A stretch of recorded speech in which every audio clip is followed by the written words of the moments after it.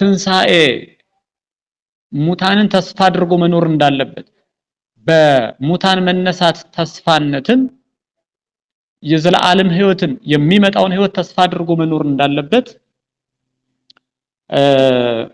ያንን በመጨረሻው ዘመን የሚመጣውን ህይወት የሚመጣውን ዓለም ለማግኘት የሚመጣውን ዓለም ወርሶ ለመኖር የሚመጣውንም አዲስ ህይወት አድርጎ ለመኖር የሚያስችል ዛሬ የሰው ልጅ በመንቃትና በመትጋት በመዘመርና በማገልገል ለእግዚአብሔር በመታዘዝ እንደ እግዚአብሔር ፈቃድ በመኖር ይህን በዚህ ዓለም የሚኖርበትን የቀጠሮ ጊዜ ሰው በንቃት በትጋት በመንፈሳዊ አገልግሎት ማለፍና ማሳለፍ እንዳለበት ንቁ ዘምሩም ምድርም ሙታንን ታወጣለችና ንቁ ዘምሩም ብሎ ነብዩ ኢሳይያስ ይናገራል። ሐዋርያው ቅዱስ ጳውሎስም በሐዲስ ኪዳን በአንደኛ ቆሮንቶስ ምዕራፍ 15 ቁጥር 42 ላይ ስለ ሙታን ትንሣኤ ደግሞ እንዲሁ ነው ይላል። ስለ ሙታን ትንሣኤ ደግሞ እንዲሁ ነው። እንደምንድነው? በመበስበስ ይዘራል ባለመበስበስ ይነሳል ይላል። እንግዲህ በመበስበስ የሚዘራው የሰው አካል በሞት ነፍስ ከስጋው የተለየችበት የሰው ልጅ ወደ መቃብር ወርዶ ስጋው በመቃብር ይፈርሳል ይበሰብሳል በመበስበስ ይዘራል የሚለው ይሄንን ነው። ደግሞ በትንሣኤ ሙታን በሙታን መነሳት ጊዜ ባለመበስበስ ይነሳል።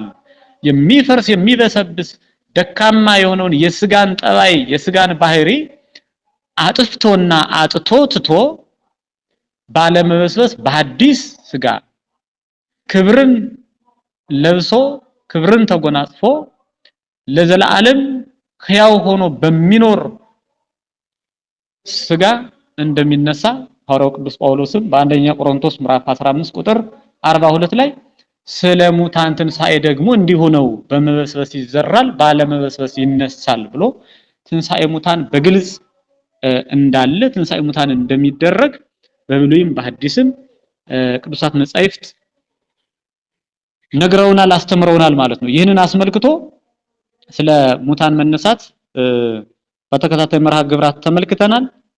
ዛሬ እንግዲህ የትንሣኤ ሙታን ማስረጃ ሆነው ከሚጠቀሱ ፍጥረታት ስነ ፍጥረትን እያነሳን እንመለከታለን። የዛሬን መርሃ ግብር በዚህ እንቆያለን ማለት ነው። እንግዲህ ባለፈው መርሃ ግብራችን ቅዱሳን አበው የቅዱሳን አበው ሕይወታቸው ትንሣኤ ሙታን እንደሚያስረዳ ቅዱሳን አበው ስለ ትንሣኤ ሙታን የመሰከሩትን ምስክርነት በሕገ ልቡና ከነበሩ ቅዱሳን አበው በመነሳት ከነ አቤል ከነ ሄኖክ ከነ ኖህ እና አብርሃምን እነ ያዕቆብን የመሳሰሉትን እነ ሙሴን እነ ኤልያስን እነ ዮናስን እያነሳን ተመልክተናል። በተለይ ደግሞ ሄኖክና ኤልያስ በዚህ ዓለም ሞትን ያልቀመሱ ሞትን ያላዩ እስካሁንም ድረስ የሰው ልጅ ከተወለደ የሚኖርበትን ጊዜ ኖሮ እንግዲህ በዚህ ዓለም ረጅም ጊዜ ኖሩ ከሚባሉ የሰው ልጆች በቀደመው ዘመን በሕገ ልቡና ከአዳም ዘመን ጀምሮ እስከ ኖህ ዘመን ነው። ከአዳም ዘመን ጀምሮ እስከ ኖህ ዘመን ብዙዎች አባቶቻችን እስከ 900 እና ከዚያ በላይ ዘመን ቆይተዋል በዚህ ዓለም። ማቱሳላ ነው በመጽሐፍ ቅዱስ ከፍተኛ የእድሜ ጣራ ላይ የደረሰ ማቱሳላ ነው። 969 ዓመት ነው በዚህ ዓለም የኖረው። ሌላው ከሱ በታች ነው። አዳምን ብናይ 930 ዘመን ነው የኖረው። ከኖህ ዘመን ጀምሮ ግን የሰው ልጆች እድሜ 120 ሆኖ ተነግሯል ማለት ነው። እንዲሁም በነ ዳዊት ደግሞ ከነ ዳዊት ጀምሮ ደግሞ ዳዊት እንደተናገረበት ነው ይቱ ወመዋዕል አመቲነ 70 ክራማት መሰ በዛ 80 ዓም ወፈድፋዶንሰ እምእላ ጻማ ወህማም። የሰው ልጅ ዘመኑ የእያንዳንዳችን ዘመናችን በዚህ ዓለም የምንኖርበት ሰብአ ክራማት 70 ዘመን ነው ተብሎ ተጽፏል። 7 ዘመን ነው ተብሎ ተነግሯል። ቢበዛም 80 ነው። ያም በብዙ ድካምና በብዙ ጣውረድ በብዙ ህማም ያልፋል ተብሎ ተነግሯል። ስለዚህ በቀደመው ዘመን ምንም ያህል ረጅም ዘመን ቢኖሩም አባቶቻችን በመጨረሻ ግን በሞት ይወሰዳሉ፣ ወደ መቃብር ይወርዳሉ። ትንሣኤ ዘጉባኤን ተስፋ አድርገው ይኖራሉ፣ እየኖሩም ነው ማለት ነው። እንግዲህ በአባቶቻችን ዘመን ሄኖክን ስናይ ሄኖክ የአዳም 7ኛ ትውልድ ነው። ዘውእቱ ሳብዕም አዳም ብሎ ሐዋርያው ቅዱስ ይሁዳ ሁሁ ለእግዚእነ ኢየሱስ ክርስቶስ የጌታችን ኢየሱስ ክርስቶስ ወንድም ተብሎ የሚገለጸው የሚታወቀው ይሁዳ የያዕቆብ ወንድም በመልእክቱ ሄኖክ የአዳም 7ኛ ትውልድ እንደሆነ ይገልጻል።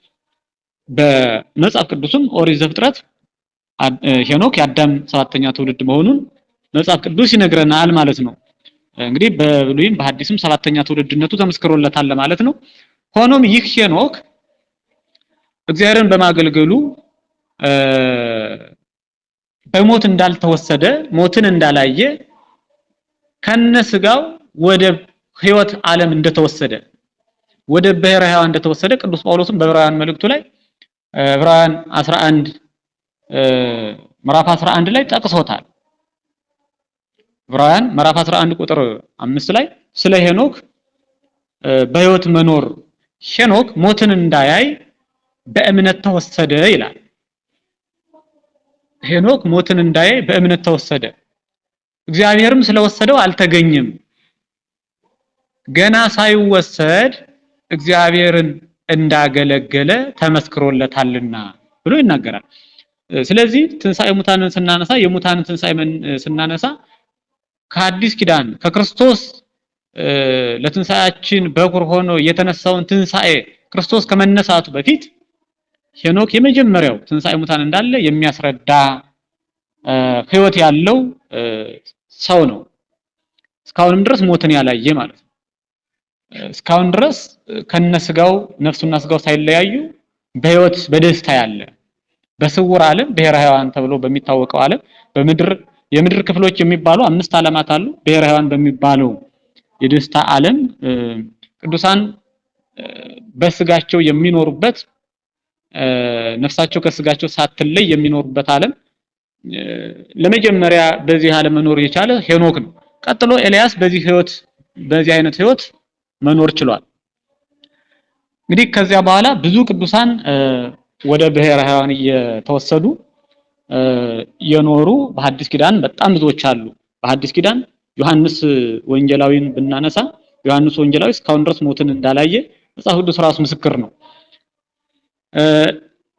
እንግዲህ እኒህ ቅዱሳን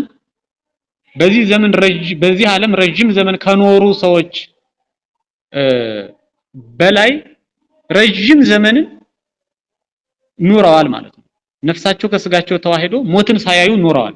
በመጨረሻው ዘመን ክርስቶስ ለፍርድ በሚመጣበት ትንሣኤ ሙታን የሙታን ትንሣኤ በሚደረግበት ዘመን ነው፣ በሚደረግበት ጊዜ ነው እነርሱም ወደዚህ ዓለም የሚመጡትና ሐሳዊ መሲህ በሚባለው መሲህ ክርስቶስን በሚያሳብል ወይም ደግሞ መሲህ ክርስቶስ ሳይሆን መሲህ ክርስቶስ ነኝ ብሎ ሐሰት በሚነሳው ክርስቶስን ያልተቀበሉ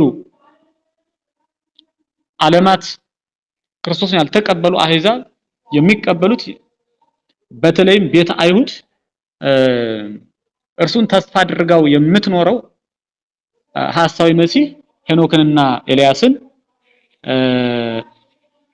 እንዲሞቱ ያደርጋቸዋል፣ መከራ ያደርስባቸዋል። ሄኖክና ኤልያስ በስጋ ይሞታሉ። ወዲያውኑ ምስክርነታቸውን ወንጌልን በማስተማር የእግዚአብሔርን ቃል ለምእመናን በመንገር ምእመናንን እንግዲህ በመጨረሻው ዘመን መከራ እንደሚጸና በተለይም ደግሞ በምእመናን ጌታ በማቴዎስ ወንጌል ምዕራፍ 24 ላይ በስፋት ያስተማረው ትምህርት እንደሚነግረን ይታወቃልና መከራ የሚጸናበት ዘመን ነውና በዚያ ሰዓት ምእመናንን በማረጋጋት በማጽናናት በማስተማር ሄኖክና ኤልያስ ከብሔረ ሕያዋን ወደዚህ ዓለም ይመጣሉ። ምእመናን በሚያስተምሩበት እግዚአብሔርን ቃል በሚመሰክሩበት ጊዜ ሐሳዊ መሲህ ይገድላቸዋል፣ በሰማዕትነት ያርፋሉ። ወዲያውኑ ትንሣኤ ዘጉባኤን ከአቤል ጀምሮ ከሞቱ ሰዎች ጋር ይነሳሉ። ዘላለማዊ ርስት መንግስተ ሰማያትን ከቅዱሳን ጋር በቅዱሳን ህብረት ይወርሳሉ፣ ወርሰው ይኖራሉ ማለት ነው።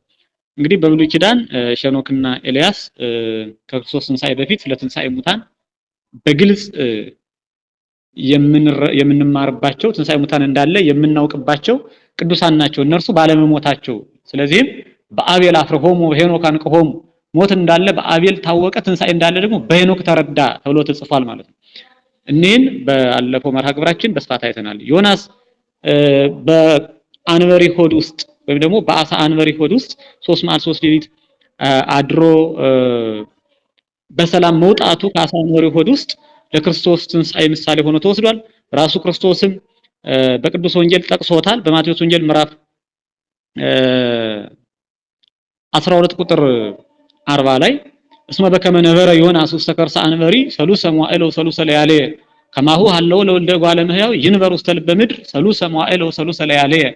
ዮናስ በአሳ አንበሪ ሆድ ውስጥ 3 መዓልት 3 ሌሊት እንዳደረ እንዲሁ የሰው ልጅም 3 መዓልት 3 ሌሊት ያድራል ብሎ የሰው ልጅ የእግዚአብሔር ልጅ የሆነ የሰው ልጅ ክርስቶስ 3 መዓልት 3 ሌሊት በመቃብር ውስጥ አድሮ ሙስና መቃብርን አጥፍቶ ብርሃነ መለኮቱን ገልጾ እንደሚነሳ ለትንሣኤያችን በኩር እንደሚሆን አስቀድሞ ዮናስን ምሳሌ አድርጎ ክርስቶስ አስተምሯል። ኋላም ጊዜው ሲደርስ 3 መዓልት 3 ሌሊት በከርሰ መቃብር አድሮ ብርሃነ መለኮቱን ገልጾ ተነሳ፣ ለትንሣኤያችን በኩር ሆኗል ማለት ነው።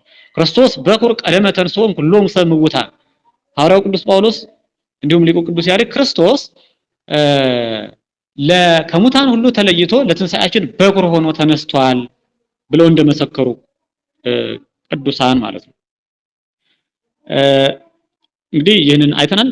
ስነ ፍጥረት ለትንሣኤ ሙታን ማስረጃ ነው ብለናልና ማስረጃነቱ እንደምንድን ነው የሚለውን ዛሬ እንመለከታለን ማለት ነው።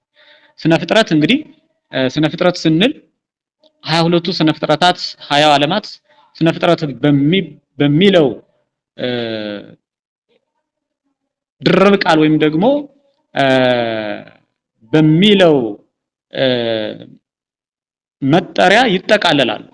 ስለዚህ ከስነ ፍጥረት መካከል ብዙ የስነ ፍጥረት አካላት የሆኑ ፍጥረታት ለትንሣኤ ሙታን ማስረጃ ሆነው ይጠቀሳሉ። ከነዚያ መካከል የተወሰኑትን እንመለከታለን። መጻሕፍት የጠቀሷቸውን ሊቃውንት የጠቀሷቸውን ስነ ፍጥረታት ለትንሣኤ ሙታን ማስረጃ የሚሆኑትን ስናይ ፀሐይን በመጀመሪያ መመልከት እንችላለን። ፀሐይ ለትንሣኤ ሙታን ማስረጃ ሆነው ከሚጠቀሱ ስነ ፍጥረታት አንዷ ሆና ትጠቀሳለች። ፀሐይ እንግዲህ እንደምናውቃት በምስራቅ ትወጣለች፣ በምዕራብ ትገባለች። በመዓልት በቀን ታበራለች፣ በሌሊት ብርሃኗን ትሰውራለች ወይም ደግሞ ፀሐይ ትገባለች፣ በሌሊት ብርሃን የለም። እንግዲህ የፀሐይ መግባትና መውጣት ለትንሣኤ ሙታን ማስረጃ ሆኖ ይጠቀሳል።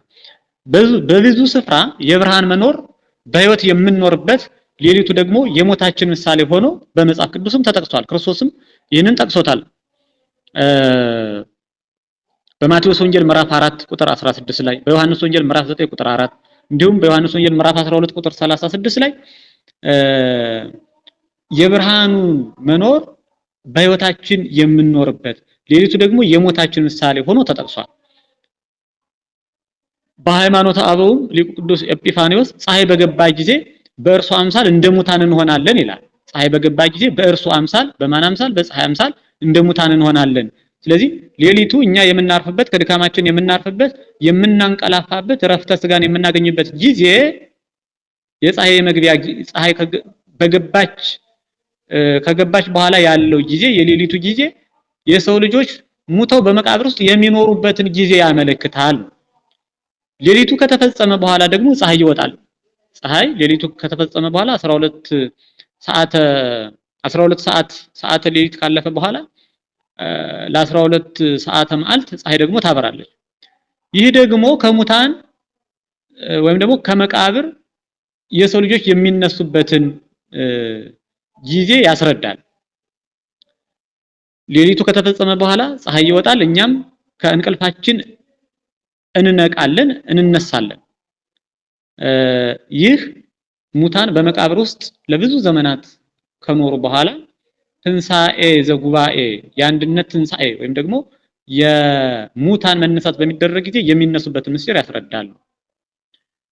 ሊቁ ኤጲፋኒዮስ የፀሐይን መውጣት ለመወለዳችን በዚህ ዓለም ላይ ሲያበራ መዋሉን ደግሞ ተወልደን እስከ ሞት ድረስ ላለው ዘመናችን የፀሐይን መውጣት ለመወለዳችን በዚህ ዓለም ላይ ሲያበራ መዋሉን ደግሞ ፀሐይ ስታበራ መዋሏን ተወልደን እስከ ሞት ድረስ ላለው ዘመናችን ማታ የፀሐይን መግባት ደግሞ በሞት ለመወሰዳችን የሌሊቱን ጊዜ ደግሞ በመቃብር ውስጥ ለመኖራችን አድርጎ ተርጉሞታል ሊቁ ኤጲፋኒዮስ።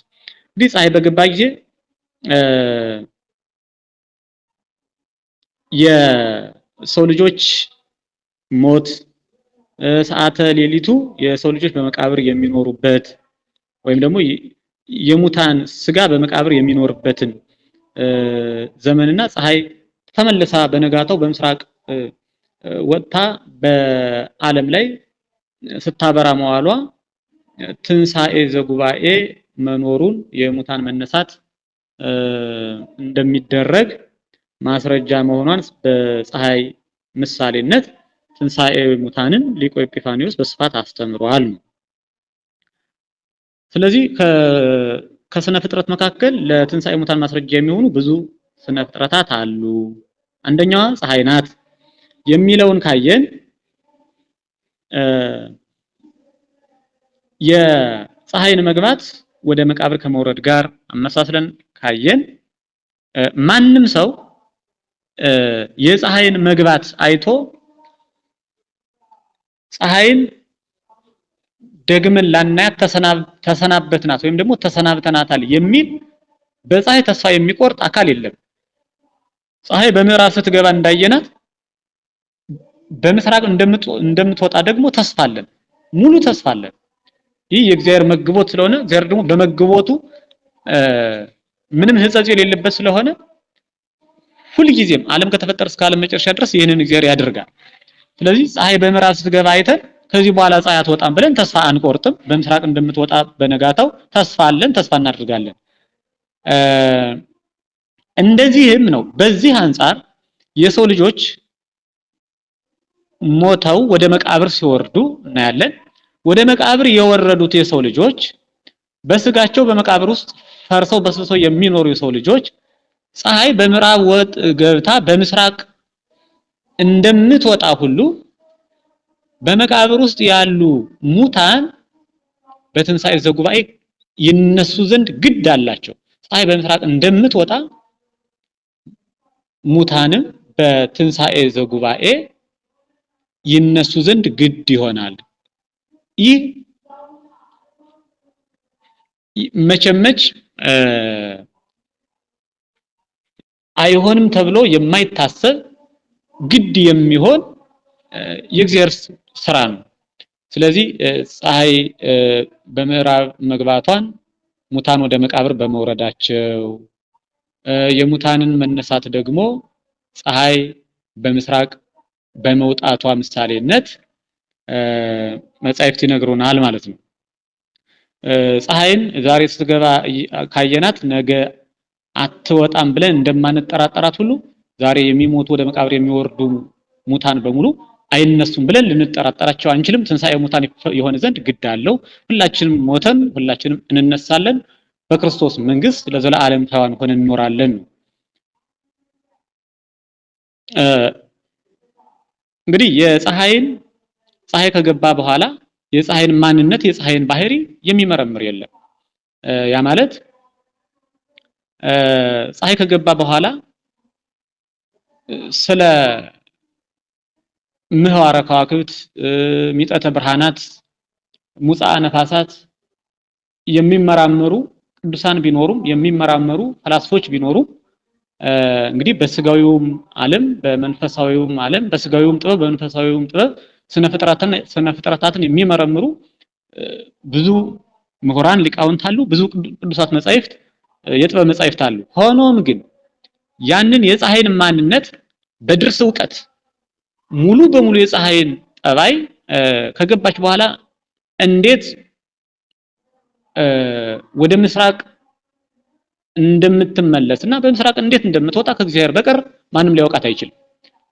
በከፊል በጥቂቱ ልናውቅ እንችላለን። በተጻፈልን በጥቂቱ ልናውቅ እንችላለን። ምሁራን በጥቂቱ ሊያውቋት ይችላሉ። ሙሉ በሆነ ዕውቀት ግን የፀሐይን ጠባይ የሚያውቅ የለም ነው። እንግዲህ የፀሐይን መቆያዋን የሚያውቅ እንደሌለ ሁሉ ከገባች በኋላ ፀሐይ ከወጣችን በኋላ ብርሃኑን ሊገድበው የሚችል ማንም የለም። የፀሐይን ብርሃን ፀሐይ ስትወጣ ወደዚህ ዓለም የፀሐይ ብርሃን እንዳይደርስ እንዳይዳረስ ወደዚህ ዓለም እንዳይመጣ ሊከልክለው ላስቀረው የሚል ማንም አካል ሊኖር አይችልም። እንደዚህም ሁሉ እንግዲህ ሞትን ማንም ላስቀር ቢል አይቻለው። ወደ መቃብር መውረድን ማንም ሊያስቀር አይቻለው። ሰው ከሞተ ያው ወደ አፈርነት ግዴታ ይመለሳል። ይህ የተፈጥሮ ጠባይ ስለሆነ ማለት ነው። ሞትን ከሰው ልጆች ማራቅ የሚቻለው ፍጡር እንደሌለ ሁሉ ትንሳኤንም ደግሞ ማስቀረት የሚቻለው ማንም ፍጡር የለም። ስለዚህ ትንሳኤ በእግዚአብሔራዊ ጥበብ ይሆን ዘንድ ግድ አለው ነው። ጌታ በቅዱስ ወንጌል የምጽአቱ ምልክት አድርጎ ስለ ፀሐይን ተናግሯል። ፀሐይን ጠቅሷል። ፀሐይ በምስራቅ ወጥቶ እስከ ምዕራብ እንዲታይ ይላል። ፀሐይ በምስራቅ ወጥቶ እስከ ምዕራብ እንዲታይ መብረቅ ነው የሚለው ቃሉ። ሆኖም ግን መብረቅ የሚለው ፀሐይ ነው በትርጉሙ። ፀሐይ በምስራቅ ወጥቶ እስከ ምዕራብ እንዲታይ የሰው ልጅ ክርስቶስም አመጣጡ እንዲሁ ነው ብሎ በማቴዎስ ወንጌል ምዕራፍ 24 ቁጥር 27 ላይ ተናግሯል። ሰውም ከሞተ በኋላ ያለው ኑሮውን የሚመረምረው አለመኖሩን ከተነሳም በኋላ ማንም ይዞ በመቃብር ውስጥ ሊያስቀረው እንደማይችል ወይም ደግሞ አትነሳም ብሎ በመቃብር ውስጥ ገና ሳይነሳ ሊያስቀረው የሚቻለው ፍጡር የሆነ ኃይል እንደሌለ ሌሊቱ በነጋ ጊዜ ፀሐይ ወጥቶ እንዲታይ የትንሳኤ ጊዜ ሲደርስ ደግሞ ሞትም መቃብርም ይዘውን ማስቀረት እንደማይችሉ ሞትና መቃብር እኛን ይዘው ማስቀረት በማይችሉት ስልጣን ፈጥነን እንደምንነሳ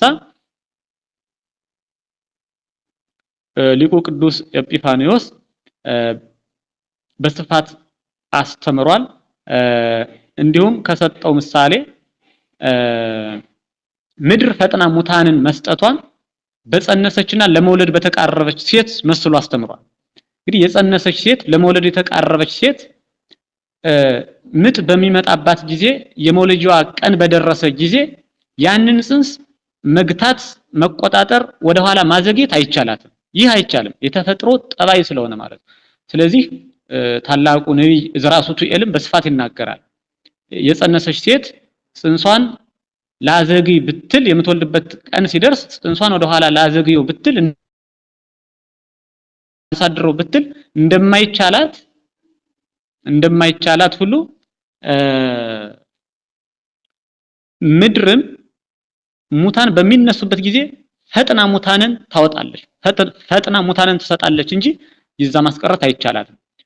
ወምድርኒ ታገብም አይጸንታ ምድርም አደራዋን ያን ጊዜ ትመልሳለች ብሎ ሊቁ ቅዱስ ያሬድ የሚናገረውም ለዚህ ነው። እንግዲህ ፀሐይ ለትንሳኤ ሙታን የሙታን መነሳት እንደሚሆን የሙታን መነሳት እንደሚደረግ ከስነ ፍጥረታት መካከል ማስረጃ ሆና ትጠቀሳለች ነው። ሌላው የዘር አይነቶችን ብንመለከት ዘር የሆነ ነገር ዘር ማለት ተዘርቶ ከምድር ላይ ወድቆ እንደገና ያ ዘር ፈርሶ በስብሶ ለዘሩ ራሱን የሚተካበት ባህሪ ያለው በዚያ ባህሪው በቅሎ ለምልሞ አብቦ ደግሞ ፍሬ ይሰጣል። ዘር የሆነ የስንዴን ዘር ብንወስድ የጤፍን ዘር ብንወስድ የሌሎችንም አዝሪት ዘር ብንወስድ አዝሪት ሁሉ ይህንን ጠባይ ያሳያሉ። እንግዲህ ጌታችንም በዘር መስሎ ትንሳኤ ሙታንን አስተምሯል።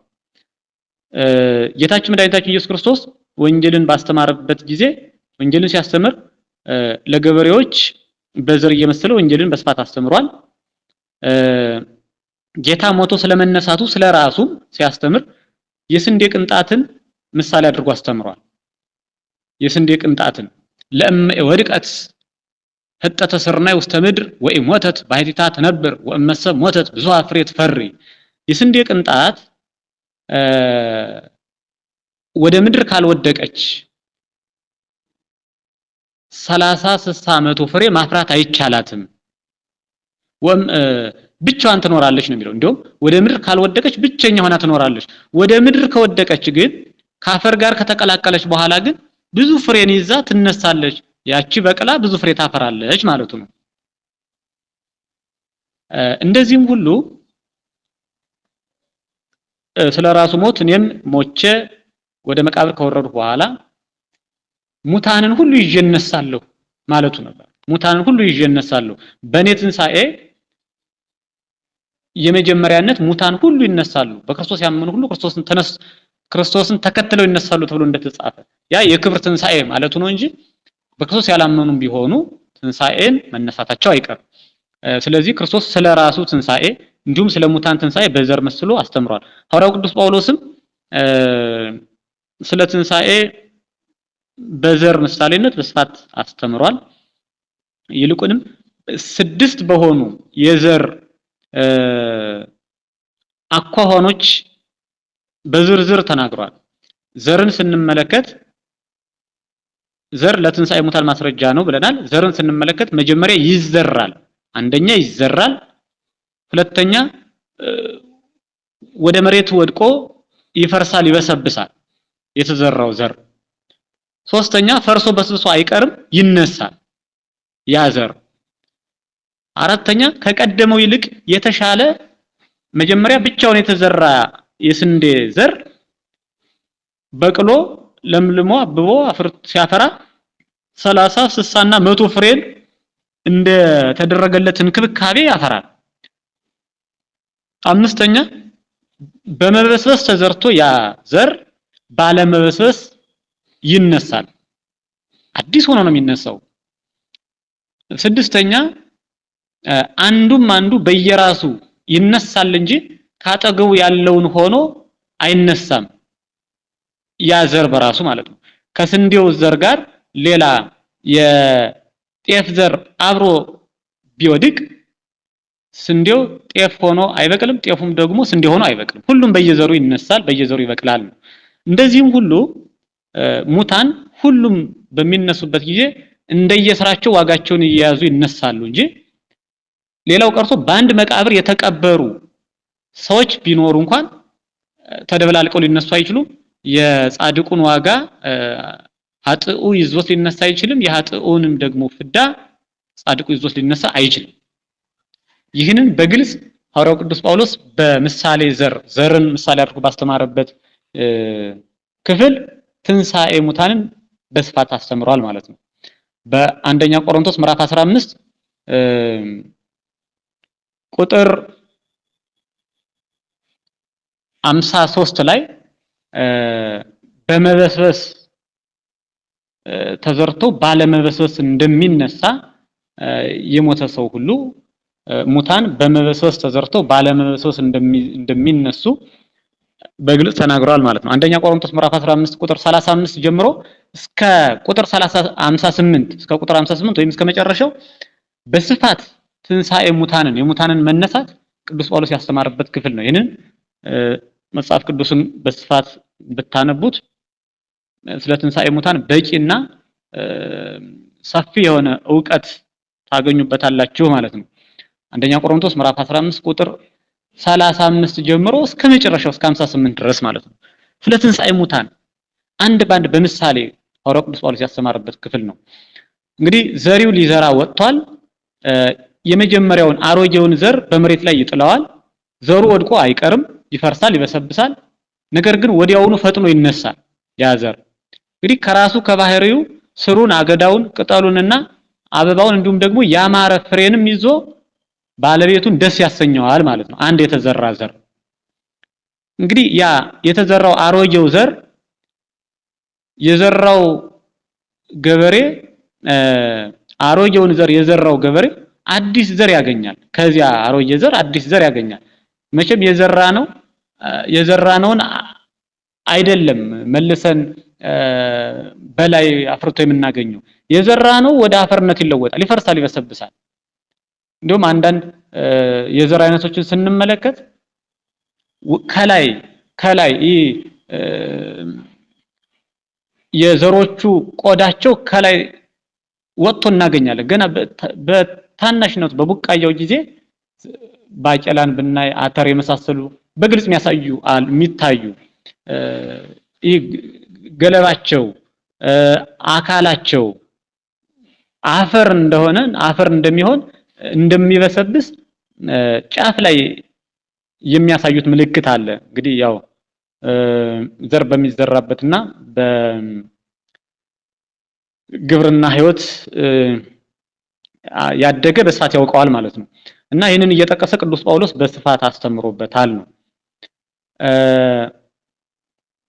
ያ ዘር አሮጌው ዘር አዲስ ፍሬን እንደሚያስገኝ ሙታንም በመበስበስ ተዘርተው በድካም ተዘርተው ባለመበስበስ በኃይል በዘላለማዊነት በህያውነት ይነሳሉ ማለት ነው።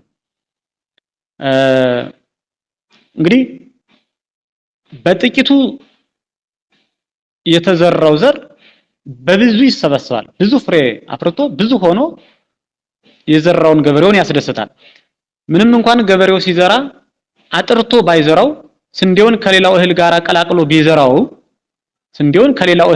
ቀላቅሎ ቢዘራው ስንዴው ስንዴነቱን ሳይለቅ ከምድር ይወጣል። ሌላውም ዘር ሌላ ሆኖ ይነሳል፣ ይበቅላል እንጂ እርሻው ቢያገናኛቸው አፈሩ ቢያገናኛቸውም እንኳን ስንዴው ሌላ ዘር ሆኖ አይበቅልም፣ ሌላውም ዘር የስንዴ ቅንጣት ሆኖ አይበቅልም ማለት ነው። ስለዚህ ሁሉም በየራሳቸው ይነሳሉ። ሙታንም እንዲሁ ናቸው። ኃጥኡ ጻድቅ ሆኖ አይነሳም፣ ጻድቁ ኃጥእ ሆኖ አይነሳም። ጻድቃንም እንዲሁ 30 60 100 ፍሬን መንፈሳዊ ክብርን የሚያፈሩ ስለሆኑ 30 ፍሬ ያለው 60 ፍሬ ያለውን ዋጋ ይዞ አይነሳም። 60 ፍሬ የሚያፈራውም ደግሞ 100 ፍሬ ያለውን የቅዱሱን ዋጋ ይዞ አይነሳም። ሁሉም እንደየስራቸው ዋጋቸውን ይዘው ይነሳሉ ነው። በትንሣኤ ዘጉባኤ ይህ ይሆን ዘንድ የእግዚአብሔር ሕያው ቃሉ ነው፣ ይሆናል። እንግዲህ በዘሩ ላይ የሚሆነው ሁሉ በእኛ ላይ እንደሚሆን ልብ ማድረግ ያስፈልጋል። ገበሬው ዘሩን ከጎታው ወይም ከጎተራው አውጥቶ በመሬት ላይ እንዲዘራው እኛም እንዘራለን፣ በሞት እንዘራለን፣ ወደ መቃብር እንዘራለን። መዘራታችንም በብሉይ ስጋ በአሮጌ ስጋ ነው። የአሮጌው ዘር ተዘርቶ አዲስ ፍሬ እንደሰጠው እኛም በአሮጌው ስጋችን በዚያው በሚራበው በሚጠማው በሚደክመው በሚበሰብሰው ሕማም በሚስማማው ስጋ ወደ መቃብር እንወርዳለን። ያ ለብሰነው በመቃብር የተዘራው ብሉይ ስጋችን ወይም አሮጌው ስጋችን በመቃብር ይፈርሳል። እርሱም ሞቶ ለመቅረት አይደለም፣ እስከ ጊዜው እንጂ ሞቶ አይቀርም። ጊዜው ሲደርስ በጽኑ ቀጠሮ እግዚአብሔር ንቃ መዋቲ ዘተነውም የሞት ያንቀላፋ አካል ሁሉ ተነስ የሚለውን መለኮታዊ አዋጅ ሲናገር ሙታን ሁሉ ፈጥነው ይነሳሉ ነው። ፈጥነን እንነሳለን ሁላችንም። ስንነሳም በአዲስ ስጋ ነው የምንነሳው፣ በአዲስ ስጋ ነው። አዝሪቱ ተመልሰው በአመታቸው ብሉይ ዘር ተብለው ይዘራሉ። እንደገና በአመታቸው ደግሞ አሮጌ ዘር ሆነው ይዘራሉ። ዘሮቹ በየአመቱ እየተዘሩ እየተነሱ እየበቀሉ ፍሬ እየሰጡ የሰው ልጆች በምግብነት እያገለገሉ የሚኖሩ ናቸው አዝሪት። እኛ ግን በትንሣኤ ዘጉባኤ ከተነሳን በኋላ ከአዝሪት የምንለይበት አንዱ ይህ ነው። አዝሪት በየአመቱ ይዘራሉ፣ በየአመቱ ይነሳሉ፣ መልሰው ይዘራሉ። እንዲህ የሆኑ ይቀጥላሉ። ሰውን በዚህ ዓለም ሲመግቡ ይኖራሉ። እኛ ግን አንድ ጊዜ በትንሣኤ ዘጉባኤ ከተነሳን በኋላ የምንነሳው በአዲስ ትንሣኤ ከሆነ በኋላ ዳግመኛ ወደ መቃብር አንወርድም። ከዚያ በኋላ በህይወት እንኖራለን እንጂ ሞት የለብንም። ምክንያቱም ትናንትና የሚባል ጊዜ ሳይኖር ነገ የሚባልም ጊዜ የሚመጣ ጊዜ ሳይኖር ዛሬ በሚባል ዘላለማዊነት ጸንተን እንኖራለን። በመንግስተ ሰማያት ዛሬ የሚባል ጊዜ እንጂ ትናንትና የሚባልና ነገ የሚባል ጊዜ የለም። ምክንያቱም ፀሐይ፣ ጨረቃ፣ ከዋክብት አይፈራረቁም። በመንግስተ ሰማያት የእግዚአብሔር ብርሃን ብቻ ነው ጸንቶ የሚኖር።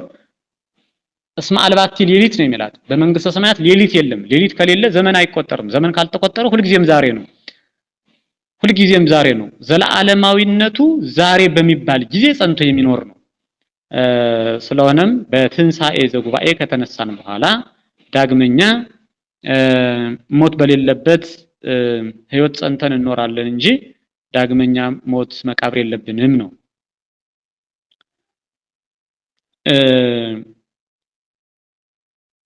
የኛ ትንሣኤ እንደ አዝሪት በየዓመቱ እየተደጋገሙ እንደሚዘሩት እንደዚያ አይደለም። ከትንሣኤ በኋላ ብልየት ወይም ማርጀት የማይስማማው ባህሪ ተሰጥቶን ዳግም መዘራት ወይም መሞት ወደ መቃብር መውረድ የሌለበት ባህሪን ይዘን ከቀደመው ይልቅ የበለጠ ጸጋን ክብርን አግኝተን እንነሳለን። ስለዚህ ዳግመኛ መፍረስ መበስበስ የሚያሰጋን አይደለም። የትንሣኤያችን በኩር ክርስቶስ ዳግም ሞት እንደሌለበት ወይ የረክቦ ምዝ ዳግም ሞት ይለዋል። ከዚህ በኋላ ዳግመኛ በክርስቶስ ሞት የለበትም እንደተባለ በእኛም ዳግመኛ የክርስቶስን ትንሣኤ ስለሆነ የምንነሳው ሞት ሳይኖርብን በህይወት ጸንተን እንኖራለን ማለት ነው። ከትንሣኤ ዘጉባኤ በኋላ ቅዱሳን በዚህ ዓለም ሳሉ ክብራቸው በልዩ ልዩ መንገድ ተገልጦ እንመለከታለን።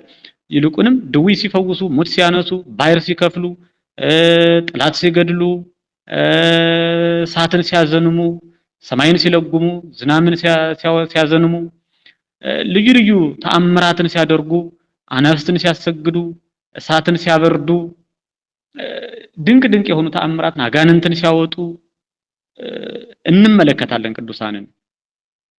አንዳንዶችንም ደግሞ እንደ ሙሴ አይነቶችም ደግሞ በፊታቸው ላይ ብርሃን ተስሎባቸው እንመለከታለን። እንግዲህ የኋላው ጸጋቸውና ክብራቸው ግን ከዚህ ሁሉ ልዩ ነው። ጻድቃን ፍጹም ክርስቶስን መስለው ከፀሐይ ይልቅ 7 እጅ አብርተው ነው የሚነሱ። ጌታ በማቴዎስ ወንጌል ምዕራፍ 13 ላይ አሚሃ የበረሁ ጻድቃን ምስሌተ እደም ብርሃነ ፀሐይ በመንግስተ አቡሆሙ ዘበሰማያት። ያን ጊዜ ጻድቃን በአባታቸው መንግስት በሰማያት ከፀሐይ 7 እጅ አብርተው ፍጹም ክርስቶስን መስለው ሆነው ሳይሆን መስለው ከፀሐይ 7 እጅ አብርተው። እንግዲህ የአንዲትን ፀሐይ ብርሃን ስናይ በዚህ ዓለም በመልአት ስታበራ እንመለከታለን። አንድ ቅዱስ ከፀሐይ 7 እጅ በልጦና ልቆ አብልጦ በእግዚአብሔር መንግስት ይኖራል ማለት ምን ያህል እግዚአብሔር ለወዳጆቹ የሰጠውን ክብርና ወዳጆቹ ምን ያህል እንደሚወዳቸው የእግዚአብሔርንም ደግሞ ለጋስነቱን እግዚአብሔር ንፍገት የሌለበት የባህሪ ሰጪ መሆኑን እናደንቅበታለን ማለት ነው። እና ከፀሐይ 7 እጅ አብርተው ክርስቶስን መስለው የክርስቶስ ቤተሰቦች ይነሳሉ፣ በእግዚአብሔር መንግስት ይኖራሉ ነው ከትንሣኤ በኋላ። ጻድቃን ፍጹም ክርስቶስን መስለው ከፀሐይ ይልቅ 7 እጅ አብርተው በክብር ላይ ክብር ተጨምሮላቸው ይነሳሉ። ትንሣኤና ህይወት እኔ ነኝ ብሎ ክርስቶስ እንዳስተማረ ማለት ነው። ትንሣኤና ህይወት እኔ ነኝ ብሎ ያስተማረን ክርስቶስ የትንሣኤያችን ጥንት መጀመሪያ እርሱ ስለሆነና ከሙታን ተለይቶ ከተነሳ በኋላ በነገር ሁሉ ከቀደመው የተለየ ገና ሳይነሳ ገና ሳይሞት ከነበረው አኗኗሩ የተለየ ሆኖ ከትንሣኤ በኋላ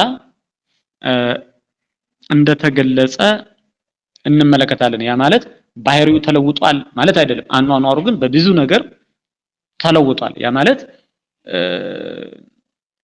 ገና ከመሞቱ በፊት በፈቃዱ ሞትን ገንዘብ ከማድረጉ በፊት በፈቃዱ ድካም ነበረበት። በፈቃዱ ያንቀላፋል፣ በፈቃዱ ይራባል፣ ይጠማል፣ ይጾማል፣ ይጸልያል። ከኃጢአት ብቻ በቀር የሰውን ስራ ሁሉ ሰርቷል። ከትንሣኤ በኋላ ግን ይህ ሁሉ አልታየበትም። ያ ማለት እኛም ከትንሣኤ በኋላ በአዲስ ስጋ ተነስተን መራ፣ መጠማት፣ መድከም፣ መታመም እንዲሁም ሞት በሌለበት ባህሪና ሞት በሌለበት ህይወት የምንኖር መሆኑን ክርስቶስ አስረድቶናል ማለት ነው በራሱ ህይወት በዚህ ዓለም በነበረበት ዘመን። ከትንሣኤ በፊት ክርስቶስ በደብረ ዘይት ተራራ ያድር እንደነበር በሉቃስ ወንጌል ምዕራፍ 21 ቁጥር 33 ላይ ተገልጿል። ከትንሣኤ በኋላ ግን ክርስቶስ ያድርበት ዘንድ የተጠጋበት ቦታ የለም። ከሞቱ አስቀድሞ ማርያም መግደላዊትን እግሩን ስትዳስሰው፣ በእንባዋም ስታጥበው፣ በፀጉሯ ስታድፈው አልተቆጣትም። እንዲያውም አክብሯታል፣ ወዷታል፣ ብዙ ኃጢያቷን ይቅር ብሏታል። የነቀፏትንም ገስጿቸዋል። በማርቆስ ወንጌል ምዕራፍ 14 ቁጥር 3 ላይ እንደምናገኘው ከትንሣኤ በኋላ ግን ክርስቶስ አትንኪኝ እስከማለት ደርሶ ተናግሯል። በዮሐንስ ወንጌል ምዕራፍ 20 ቁጥር 17 ላይ እንግዲህ ከመሞቱ በፊት ሕገ ተሰብኦን ላይፈጽም ሰው አልሆነምና ሰው የሆነበትን ዓላማ ሊፈጽም ሰው ስለሆነ ሰውን ሊያገለግል ሰው ስለሆነ ከትንሣኤ በፊት የሰውነትን ስራ ሁሉ ከኃጢአት በቀር አድርጓል ፈጽሟል። ከክፉዎችም ከደጎችም ጋር አብሮ ነበር። እንግዲህ ከኃጥአንም ከመጸባሃንም ጋር አብሮ ይመገብ እንደነበረ ተጽፏል። በማርቆስ ወንጌል ምዕራፍ 5 ቁጥር 31 ላይ ክፉዎችም ደጎችም አብረውት እንደነበሩ በክፉዎችም በደጎችም መካከል እየተጋፋ ይሄድ እንደነበር ከህዝቡ ብዛት የተነሳ መንገድ እየጠበበ ክርስቶስ በሰዎች መካከል ብዙ ግፊት ባለበት መካከል ይሄድ ነበር።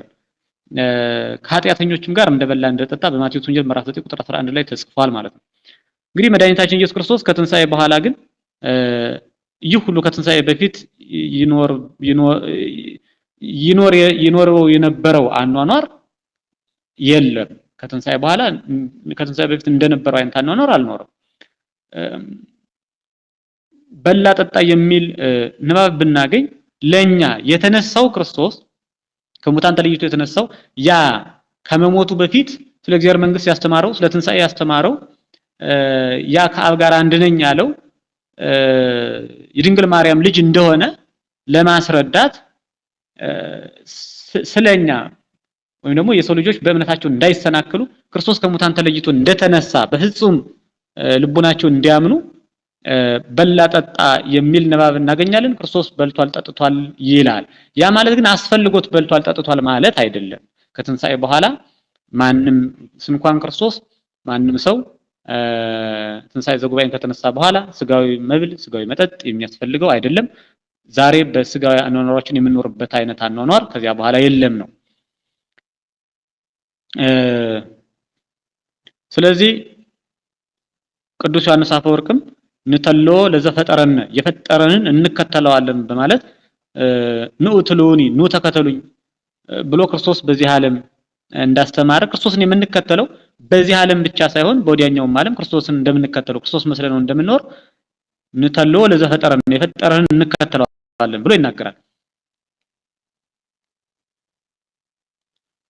እንግዲህ በሚበሰብስ ስጋ ተዘርተን ለመንግስተ ሰማያት የሚሆን 100 እጥፍ ፍሬ ይዘን በማይበሰብስ በማያረጅ ስጋ ደግመን እንደምንነሳ መጻሕፍት ይነግሩናል፣ ሊቃውንትም ያስተምሩናል፣ ክርስቶስም ነግሮናል አስተምሮናል። በማርቆስ ወንጌል ምዕራፍ 10 ቁጥር 30 ላይ በሚበሰብስ ስጋ ተዘርተን ለመንግስተ ሰማያት የሚሆን 100 እጥፍ ፍሬን ይዘን በማይበሰብስና በማያረጅ ስጋ ደግመን እንደምንነሳ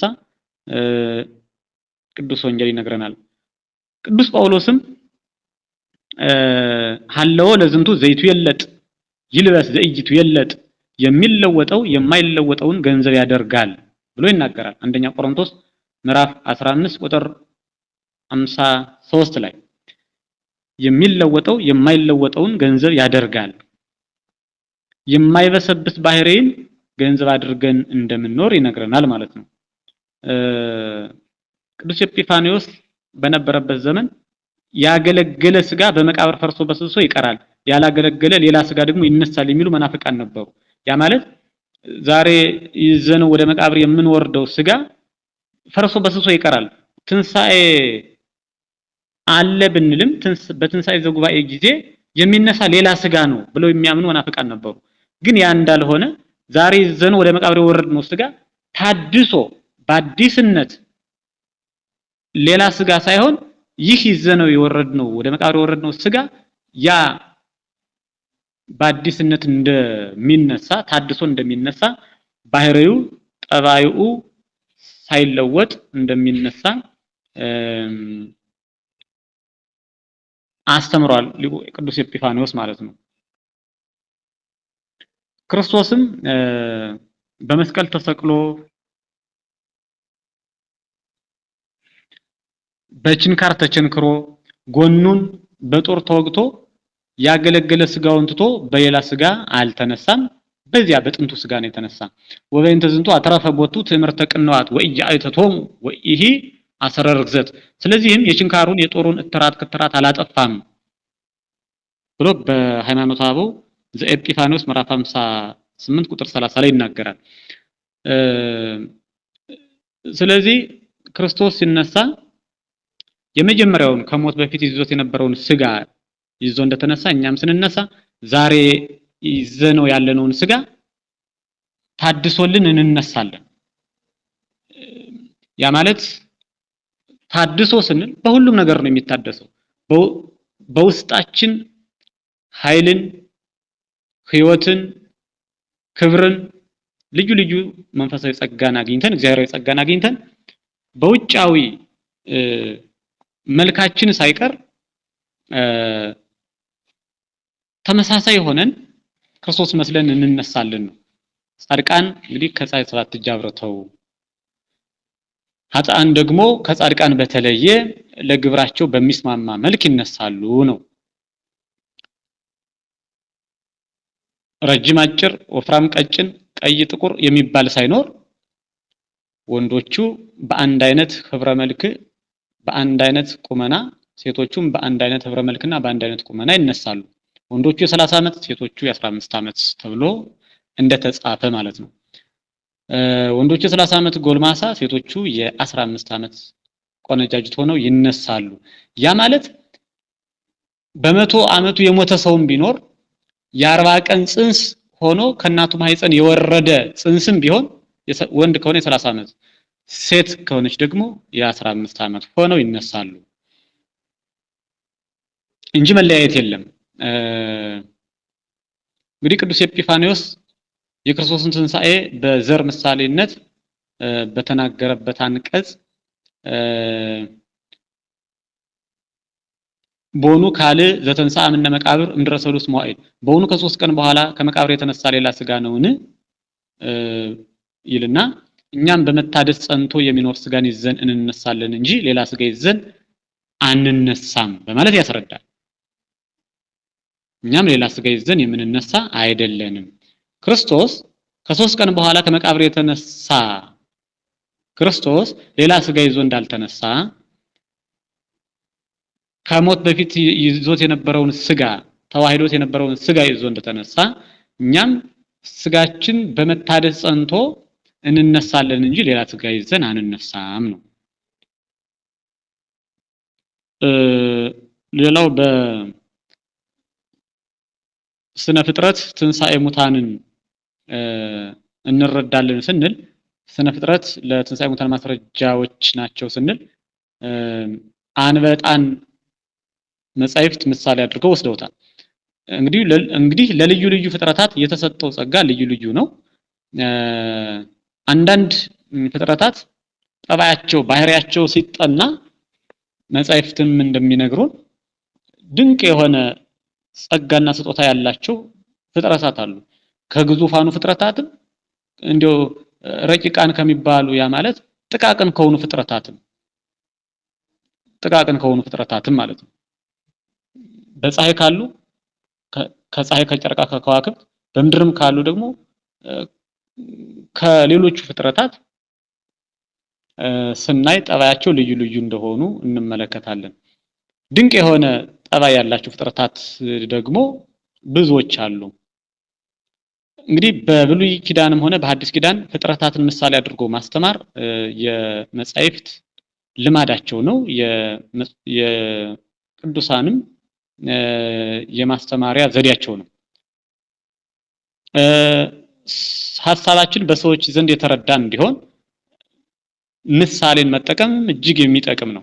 ለዚህም ነው ጌታ በቅዱስ ወንጌል በልዩ ልዩ አይነት የሙያ ዘርፍ ያሉ ምእመናንን ያስተምር ስለነበር በሚገባቸው በሚረዳቸው መልኩ ምሳሌ እየመሰለ ያስተምር ነበር። ለነጋዴዎች በወርቅ በእንቁ በብር፣ ለገበሬዎች በዘር በመሬት፣ ለአሳ አጥማጆች በመረብ በመሳሰሉት፣ ለሴቶች በእርሾ በዚህ እየመሰለ ያስተምር ነበር በሚገባቸው ልክ ማለት ነው። ስለዚህ በምሳሌ ማስተማር እጅግ አስፈላጊ ስለሆነ ትንሣኤ ሙታንም እንዳለ በስነ ፍጥረታት ሊቃውንቱ በስፋት አስተምረዋል ነው። ትንሣኤ ሙታንን በምሳሌ ማስተማር አንደኛው የጌታ ትምህርት ነው። በኋላም ደግሞ ሐዋርያትም ሊቃውንትም ከጌታ ያይዘው ያልተገለጠውን የስነ ፍጥረት ምስጢር በስፋት ገልጸዋል። እንግዲህ ሊቁ ኤጲፋኒዮስ በፀሐይ መስሎ ትንሣኤ ሙታን ካስተማረ በኋላ በአንበጣም ደግሞ መስሎ ያስተምራል። አንበጣ ለልማዱ ሲሄድ ውሎ በሐምሌ በነሐሴ ሙቀት ባለበት በረሃ ይሰፍራል። በዚያው ሳለ ገላው ወይም ደግሞ አካሉ ላይ ያለ ቆዳው እየተገፈፈ እየወደቀ ሞቶ ይቀራል። አንበጣ በሄደበት ሞቶ ይቀራል። በኋላ ያ አካሉ እየታደሰ ይነሳል። አንበጣን ከኛ ጋራ የሚያመሳስለው ታድሶ መነሳቱ ነው። ታድሶ ይነሳል።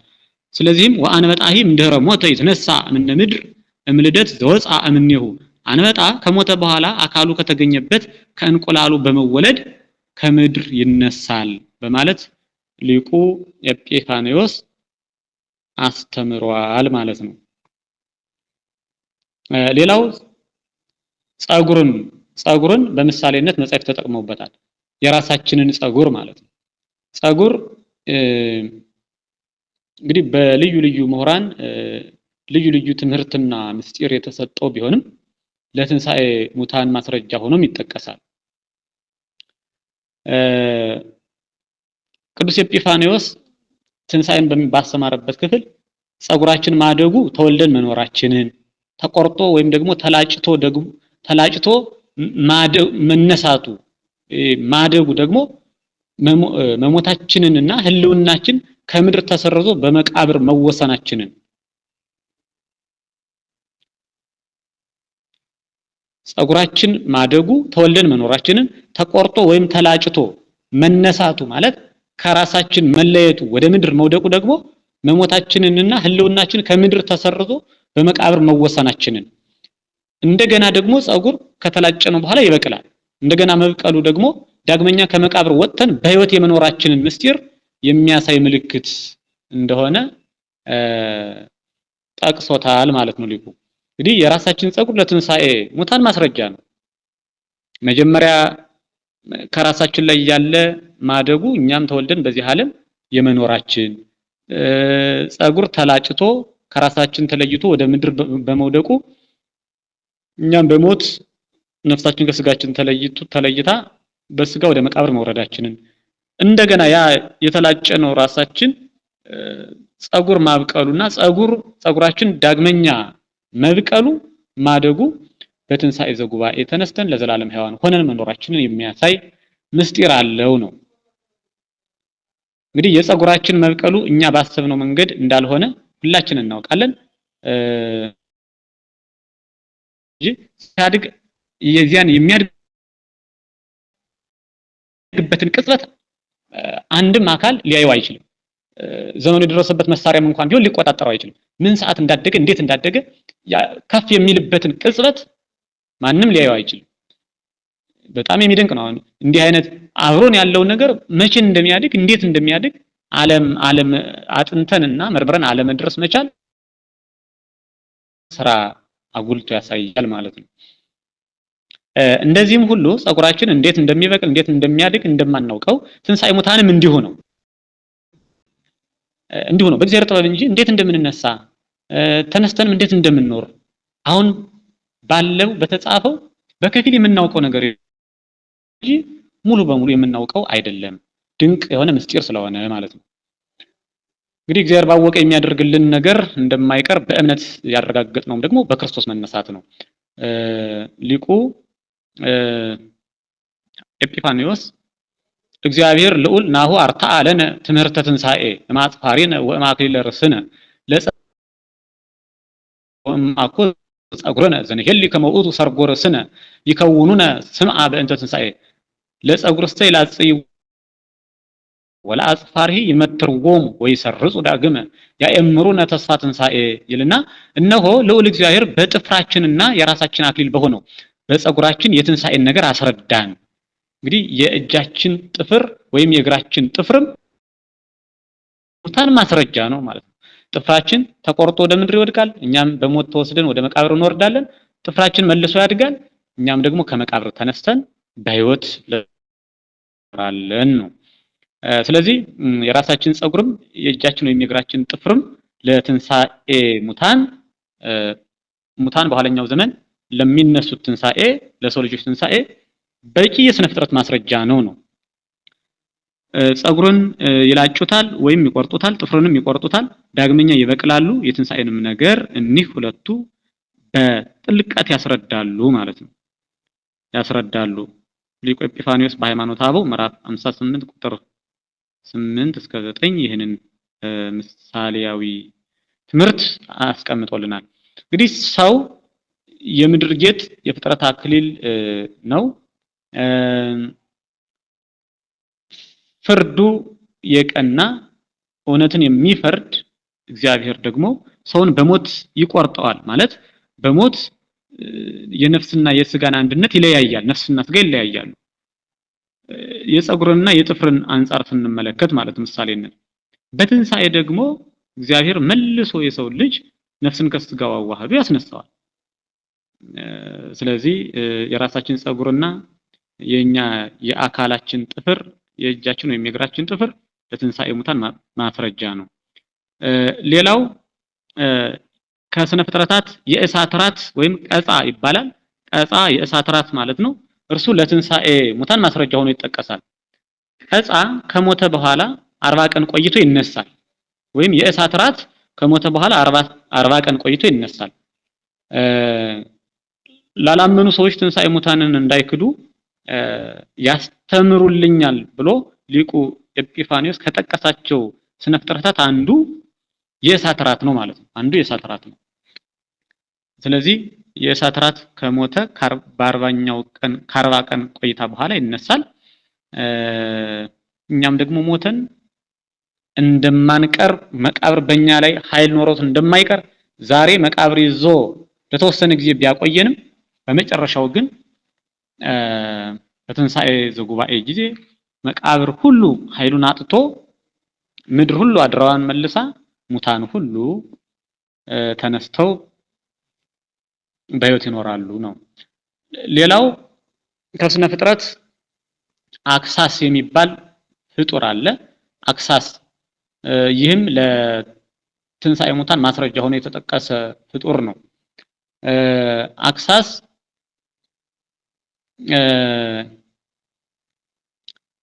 ፍልፈል እንደሆነ ሊቃውንቱ ያስተምራሉ። እንዲሁም ደግሞ አንዳንድ ሊቃውንት ያልታወቀ አውሬ ነው ብለው ተርጉመውታል። አክሳስ የሚባል የአውሬ ስም እንደሆነና አክሳስ የሚለው ለፍልፈልም መጠሪያ የሆነ እንደሆነ ሊቃውንት ያስተምራሉ ማለት ነው። እንግዲህ አክሳስ የሚባለው ፍጡር ፍልፈል የሚለውን ብንወስድ ያልታወቀ ከሚባለው በታወቀው ትርጉም ስንሄድ ፍልፈል ከሞተ ከ6 ወር በኋላ ይነሳል። ከ6 ወር በኋላ ይነሳል። የእሳት ራት ከ40 ቀን በኋላ፣ ፍልፈል ከ6 ወር በኋላ ይነሳል። ስለዚህ የትንሣኤ ሙታን ማስረጃ ሆኖ ተጠቅሷል ነው። ሊቁ ኤጲፋኒዮስ እኒህን ፍጥረታት ጠቅሶ አስተምሯል ትንሣኤ ሙታንን። ወብዙ አምሳላት ለአልቦሙ ሁልቅ ያኤውቁ ኢምእመናነ ወዳኢሙ ኦፍ ዘይሰመይ ቀጻ ወእንስሳሂ ዘይሰመይ አክሳስ ያእምሩ ፈድፋደ ወእንስሳሂ ዘይሰመይ አክሳስ ያእምሩ ፈድፋደ እስመ ቀጻ ይመውቶ የነበር 40 መዋዕለ ወአክሳሲ ይመውቶ የነበር 6 አውራሃ ወምድረማንቱ መዋዕል ያህዩ ዳግመኛም ቁጥር የሌላቸው ብዙ ፍጥረታት ያላመኑትን ሰዎች ያስረዳሉ። ትንሣኤ ሙታን እንደሌለ የሚያምኑትን ትንሣኤ ሙታን አለ ብለው የማያምኑትን ሰዎች ስነ ፍጥረታት ያስረዳሉ ማለት ነው። የእሳት ራትና ፍልፈል ግን ፈጽሞ ያስረዱልናል ይላል።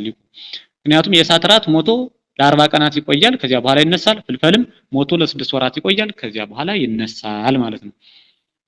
ሌላው ኦፈ ፊንክስ ነው። ኦፈ ፊንክስን ስንመለከት ኦፈ ፊንክስ 500 ዓመት የመኖር ጸጋ የተሰጠው የወፍ ዝርያ ነው።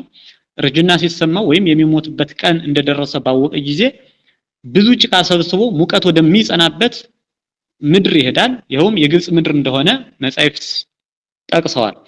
እንግዲህ በግብፃውያንና በዕብራውያን ቋንቋ አብዱ የሚባል ጭቃ አለ። ይህ በትርጓሜ መጽሐፍ ተቀምጧል። በዚያ ጭቃ ላይ ቆሞ ደረቱን በክንፉ ሲያማታው እሳት ከአካሉ ወጥቶ አካሉን ሁሉ ያቃጥለዋል። ኦፈ ፊንክስ የሚባለው የወፍ አይነት ማለት ነው። በእግዚአብሔር ትእዛዝ በ500 ዓመት አንድ ጊዜ ለሐድሶተ ንስር የሚወርድ ዝናም አለ።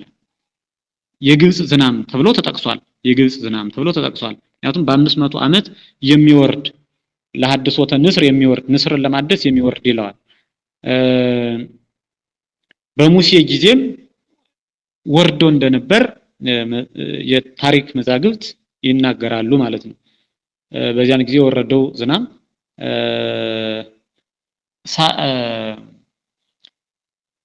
በረድና እሳት አንድ ሆኖ ተጣምቶ አንድ ሆኖ ተዋህዶ እንደወረደ ይነግረናል ማለት ነው።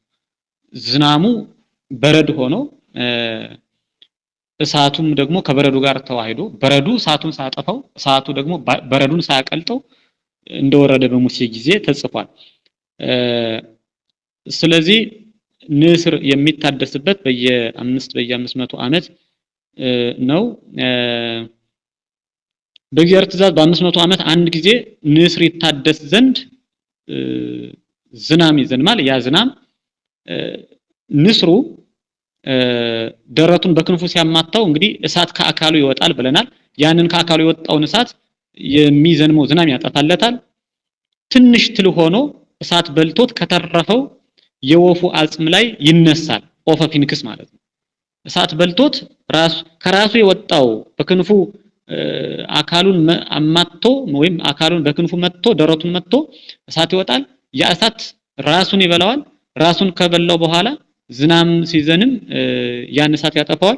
ከዚያ አመድ ትቢያ ከሆነው አካሉ ላይ የወፉ አጽም ከወፉ አጽም ላይ ኦፈ ፊንክስ ትንሽ ትል ሆኖ ይነሳል ማለት ነው። እዚያ እያደገ በሁለተኛው ቀን ቡላ ላህሎ ያድራል። ርግብ እንደማለት ነው። የርግብ አይነት ነው። ቡላል ማለት የርግብ አይነት ናት። በሶስተኛው ቀን እንደቀደመው ኃይልን ጽናትን ለብሶ አካሉ ታድሶ ይነሳል ነው የሚለው። ኦፈ ፊንክስ ሙሉ ኦፈ ፊንክስነትን ይዞ በሶስተኛው ቀን ይነሳል። ይህንንም ሊቁ ኤጲፋንዮስ በሃይማኖተ አበው ምዕራፍ 58 ቁጥር 12 እስከ 16 ተናግሮታል። እንግዲህ ስለ ንስር መታደስ በብሉይም በሐዲስም መጻሕፍት በስፋት ተናግረዋል። ነብዩ ዳዊትም ስለ ንስር እንደሚታደስ ሲናገር ዘይሄድሳ ከመ ንስር ለወርዙቴ የጉልምስናዬን ወራት እንደ ንስር የሚያድሳት እርሱ ነው ብሎ ንስር የሚታደስ የወፍ አይነት እንደሆነ ይናገራል ማለት ነው። በመዝሙር 102 ቁጥር 5 ላይ ጥበበኛው ንጉስ ሰሎሞንም እንደ ንስር ለራሱ ክንፍ ያዘጋጃል ብሎ ስለ ባዕለ ጸጋ በተናገረበት ምሳሌያዊ ትምህርቱ በመጽሐፈ ምሳሌ ምዕራፍ 23 ቁጥር 5 ላይ እንደ ንስር ለራሱ ክንፍ ያዘጋጃል ብሎ ስለ ባዕለ ጸጎች ተናግሯል። ስለዚህ ንስር ለራሱ ክንፍ እንደሚያዘጋጅ እየነገረን ነው ማለት ነው።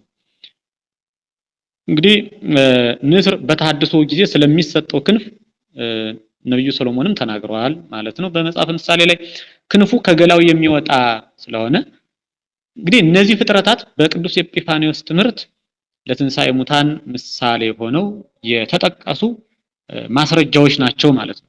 እኒህ ያየናቸው ቀጻ የእሳት ራት፣ አክሳስ ወይም ፍልፈል፣ ኦፈ ፊንክስ የመሳሰሉት አንበጣ፣ እንዲሁም የራሳችን ጸጉር፣ የእጃችን የእግራችን ጥፍር እኒህ ሁሉ እና ምሳሌ ዘር በራሱ የስንዴ ቅንጣት፣ የሌሎችም የአዝሪት ቅንጣቶች፣ ፀሐይ እኒህ ለትንሣኤ ሙታን ማስረጃ ሆነው በመጻሕፍት የተጠቀሱ ናቸው። እንግዲህ ሌላው የምጽአትና የዓለም ፍጻሜ ምልክቶችን ባለፈው አይተናል። እንግዲህ ይህን ጌታ ትንሣኤ ሙታን ከመደረጉ በፊት የሚሆኑ ምልክቶችን ትንሣኤ ሙታን ሊሆን ከበር ሲደርስ እንግዲህ ከበር ላይ የቆመ ከደጃፍ ላይ የቆመ ሰው ግባ ሲሉት ፈጥኖ አንድ እርምጃ ሁለት እርምጃ ተራምዶ ወደ ቤት ውስጥ እንደሚገባ ሁሉ እኒህ ምልክቶች በተደረጉ ጊዜ እኒህ ምልክቶች ሲደረጉ ሲፈጸሙ የሙታን ትንሣኤ እንደቀረበ ክርስቶስ ለፍርድ የሚመጣበት ጊዜ እንደቀረበ እወቁ ብሎ በምሳሌነት በማስረጃነት የተናገራቸው ቃላቶች በጣም ብዙዎች ናቸው። በማቴዎስ ወንጌል ምዕራፍ 24ን ከመጀመሪያው ጀምሮ ስናነብ ስፋት የምናገኘው ነው። የተወሰኑትን ለማስታወስ በማቴዎስ ወንጌል ምዕራፍ 24 ቁጥር 5 ላይ ብዙዎች እኔ ክርስቶስ ነኝ እያሉ ይመጣሉ፣ የጦርነት ድምጽ ይሰማል። በማቴዎስ 24:6 ላይ ህዝብ በህዝብ ላይ መንግስትን በመንግስት ላይ ይነሳል። ባጭሩ በማቴዎስ ወንጌል ምዕራፍ 24 ከመጀመሪያው ጀምሮ ቁጥር 3 ላይ ጀምሮ የተጻፉ ቃላት ህዝብ በህዝብ ላይ ይነሳል፣ መንግስትን በመንግስት ላይ ይነሳል፣ በየሀገሩ ሁሉ ረሃብ ቸነፈር የምድር መናወጥ ይከሰታል፣ ሃይማኖት ለዋጮች ይበዛሉ፣ እርስ በርስም ተላልፈው ይሰጣጣሉ፣ የሐሰት ነቢያት ይበዛሉ፣ ብዙዎችንም ያስተታሉ፣ ፍቅር ይጠፋል፣ ርኩሰት በተቀደሰው ስፍራ ላይ ይታያል፣ ቤተ መቅደሱ በርኩሰት ይሞላል። ይህን የመሳሰለውን ዓለም ከተፈጠረ ጀምሮ ያልተደረገ መከራ ይደረጋል። ሐሰተኛ መሲህና ሐሰተኛ ነቢያት ተነስተው የተመረጡትን ሳይቀር ቀኖቹ ባያጥሩ እስከ ማሳት ይደርሳሉ ብሎ ነው የተናገረው። ያን ጊዜ ፀሐይ ይጨልማል እያለ ክርስቶስ በስፋት አስተምሯል። ፀሐይ የተባሉ መምህራን የተባሉ አካላት ሳይቀሩ ሃይማኖታቸውን እስከመለወጥ እንደሚደርሱ በዚያ ዘመን በስፋት ተናግረዋል ማለት ነው፣ አስተምሯል። ጨረቃን ብርሃኑን አይሰጥም፣ ምእመናን በጨረቃ የሚመስሉ ምእመናን በበጎ ስራቸው ማብራት እንደሚሳናቸው፣ ምግባር የሌለው ሃይማኖት እንደሚኖራቸው፣ ያ ማለት ሃይማኖትን ይዘው ከምግባር የራቁ እንደሚሆኑ፣ እንዲሁም ከዋክብት ከሰማይ ይወድቃሉ። ይህም ማለት ደግሞ በሊቃውንቱ ትርጓሜ ባሕታውያን ከክብር እንደሚያንሱ ከሰባ ዓለም እንዳንዱ እንደሚሆኑ፣ በለስ ለምልማ ትታያለች። በለስ ቤተ እስራኤል ናት። ከዚያ በተጨማሪ ደግሞ በለስ ኃጢአት ተብላ ትተረጎማለች። ወረገማ ለኃጢአት በአንጻረ በበለስ አንጻር ኃጢአትን ረገማት ተብሎ እንደተጻፈ ሁሉ ኃጢአት በሰው ሁሉ ላይ ትነግሳለች በዚያ ዘመን ተብሎ በስፋት ተነግሯል። ክርስቶስ ይህንን ቃል በማቴዎስ ወንጌል ምዕራፍ 24 ላይ ምዕራፍ 24 ስናነብ በስፋት የምናገኘው ነው። እንግዲህ ከሙታን መነሳት በፊት ይህ ሁሉ እንደሚሆን ክርስቶስ ያው በስፋት አስተምሯል። እኒህ ነገሮች ከተፈጸሙ በኋላ ትንሣኤ ሙታን ፈጥኖ እንደሚደረገው ወቁ ነው ጉዳዩ። ትንሣኤ ሙታን አይቀርም፣ ፈጥኖ ይደረጋል። ትንሣኤ ሙታን መቅረቡንም የምናውቅባቸውን ምልክቶች ክርስቶስ ነግሮናል ነው። ይህንን መሰረት በማድረግ ሁላችንም ትንሣኤ ሙታን እንዳለ በማመንና መኖሩን አምነን የምንኖር ሁላችንም ክርስቶስን ለመቀበል ዝግጆች መሆን ይጠበቅብናል ማለት ነው። እንግዲህ እነዚህ ሁሉ እግዚአብሔር ከሰማይ ከምድር ይልቅ ጸንቶ በሚኖረው ሕያው ቃሉ የተናገራቸው የዓለሙ ፍጻሜና የክርስቶስ ዳግም ምጽአት ምልክቶች ናቸው አሁን ያየናቸው ማለት ነው። እነዚህን ምልክቶች ስናይ የዓለሙ ፍጻሜ እየደረሰ እንደሆነ ክርስቶስም ዳግመኛ በክብር ሊገለጥ ጊዜው እንደተቃረበ እንረዳለን። በዚህ ጊዜ የጌታችን መምጣት በመላእክት አለቃ ድምጽ በመለከትም መነፋት የሚደረግ ስለሆነ ይህን የመላእክት አለቃ ድምጽ ሲሰሙ ሙታን እንደ አይን ጥቅሻ ፈጥነው ይነሳሉ። ጌታችን ራሱ በትእዛዝ በመላእክት አለቃ ድምጽ በእግዚአብሔር መለከት ከሰማይ ይወርዳልና ያን ጊዜም ሙታን በክርስቶስ ይነሳሉ ብሎ ሐዋርያው ቅዱስ ጳውሎስ በአንደኛ ተሰሎንቄ ምዕራፍ 4 ቁጥር 16 ላይ እንደሚነግረን ማለት ነው። ታላቁ የቤተ ክርስቲያን አባት ያዕቆብ ዘስሩግም ቅዱስ ያዕቆብ ዘስሩግ በቅዳሴው ሲነግረን 3 ጊዜ የነጋሪት ድምጽ ይሰማል። የነጋሪት ድምጽ የሚለው ይህ ዛሬኛ የምናውቀው ግዙፉ ነጋሪት ከቆዳ የሚዘጋጀው ከእንጨት ወይም ደግሞ ከሌሎቹ ነገሮች የሚዘጋጀው ግዙፉ ነጋሪት ሳይሆን የእግዚአብሔር ቃል ነው። ነጋሪት ተብሎ የተገለጸው በዚህ ሰዓት የእግዚአብሔር ቃል ነው። ንቃ መዋዕት ይዘትነው የሞት ሁሉ ንቃ ተብሎ የሚነገረው መለኮታዊ አዋጅ ነው። በምሳሌ የተነገረ ነው ነጋሪት የሚለው። ስለዚህ በመጀመሪያው አዋጅ የእግዚአብሔር ቃል በነጋሪት የተመሰለው የእግዚአብሔር ቃል በሚነገር ጊዜ በመጀመሪያው አዋጅ አጥንትና ጅማት ሁሉም አካሎቻችን ከተበታተኑበት ራሶቻችን ካሉበት አካሎቻችን ራሳችን ካረፈበት የራስ ቅላችን ካረፈበት ተብሎ ነው የተጻፈው ይሰበሰባሉ። በሁለተኛው አዋጅ ከአጥንትና ከስጋ ጋር ይስማማሉ። በሶስተኛው አዋጅ እንደ አይን ጥቅሻ ፈጥነው ሙታን ሁሉ ይነሳሉ ማለት ነው።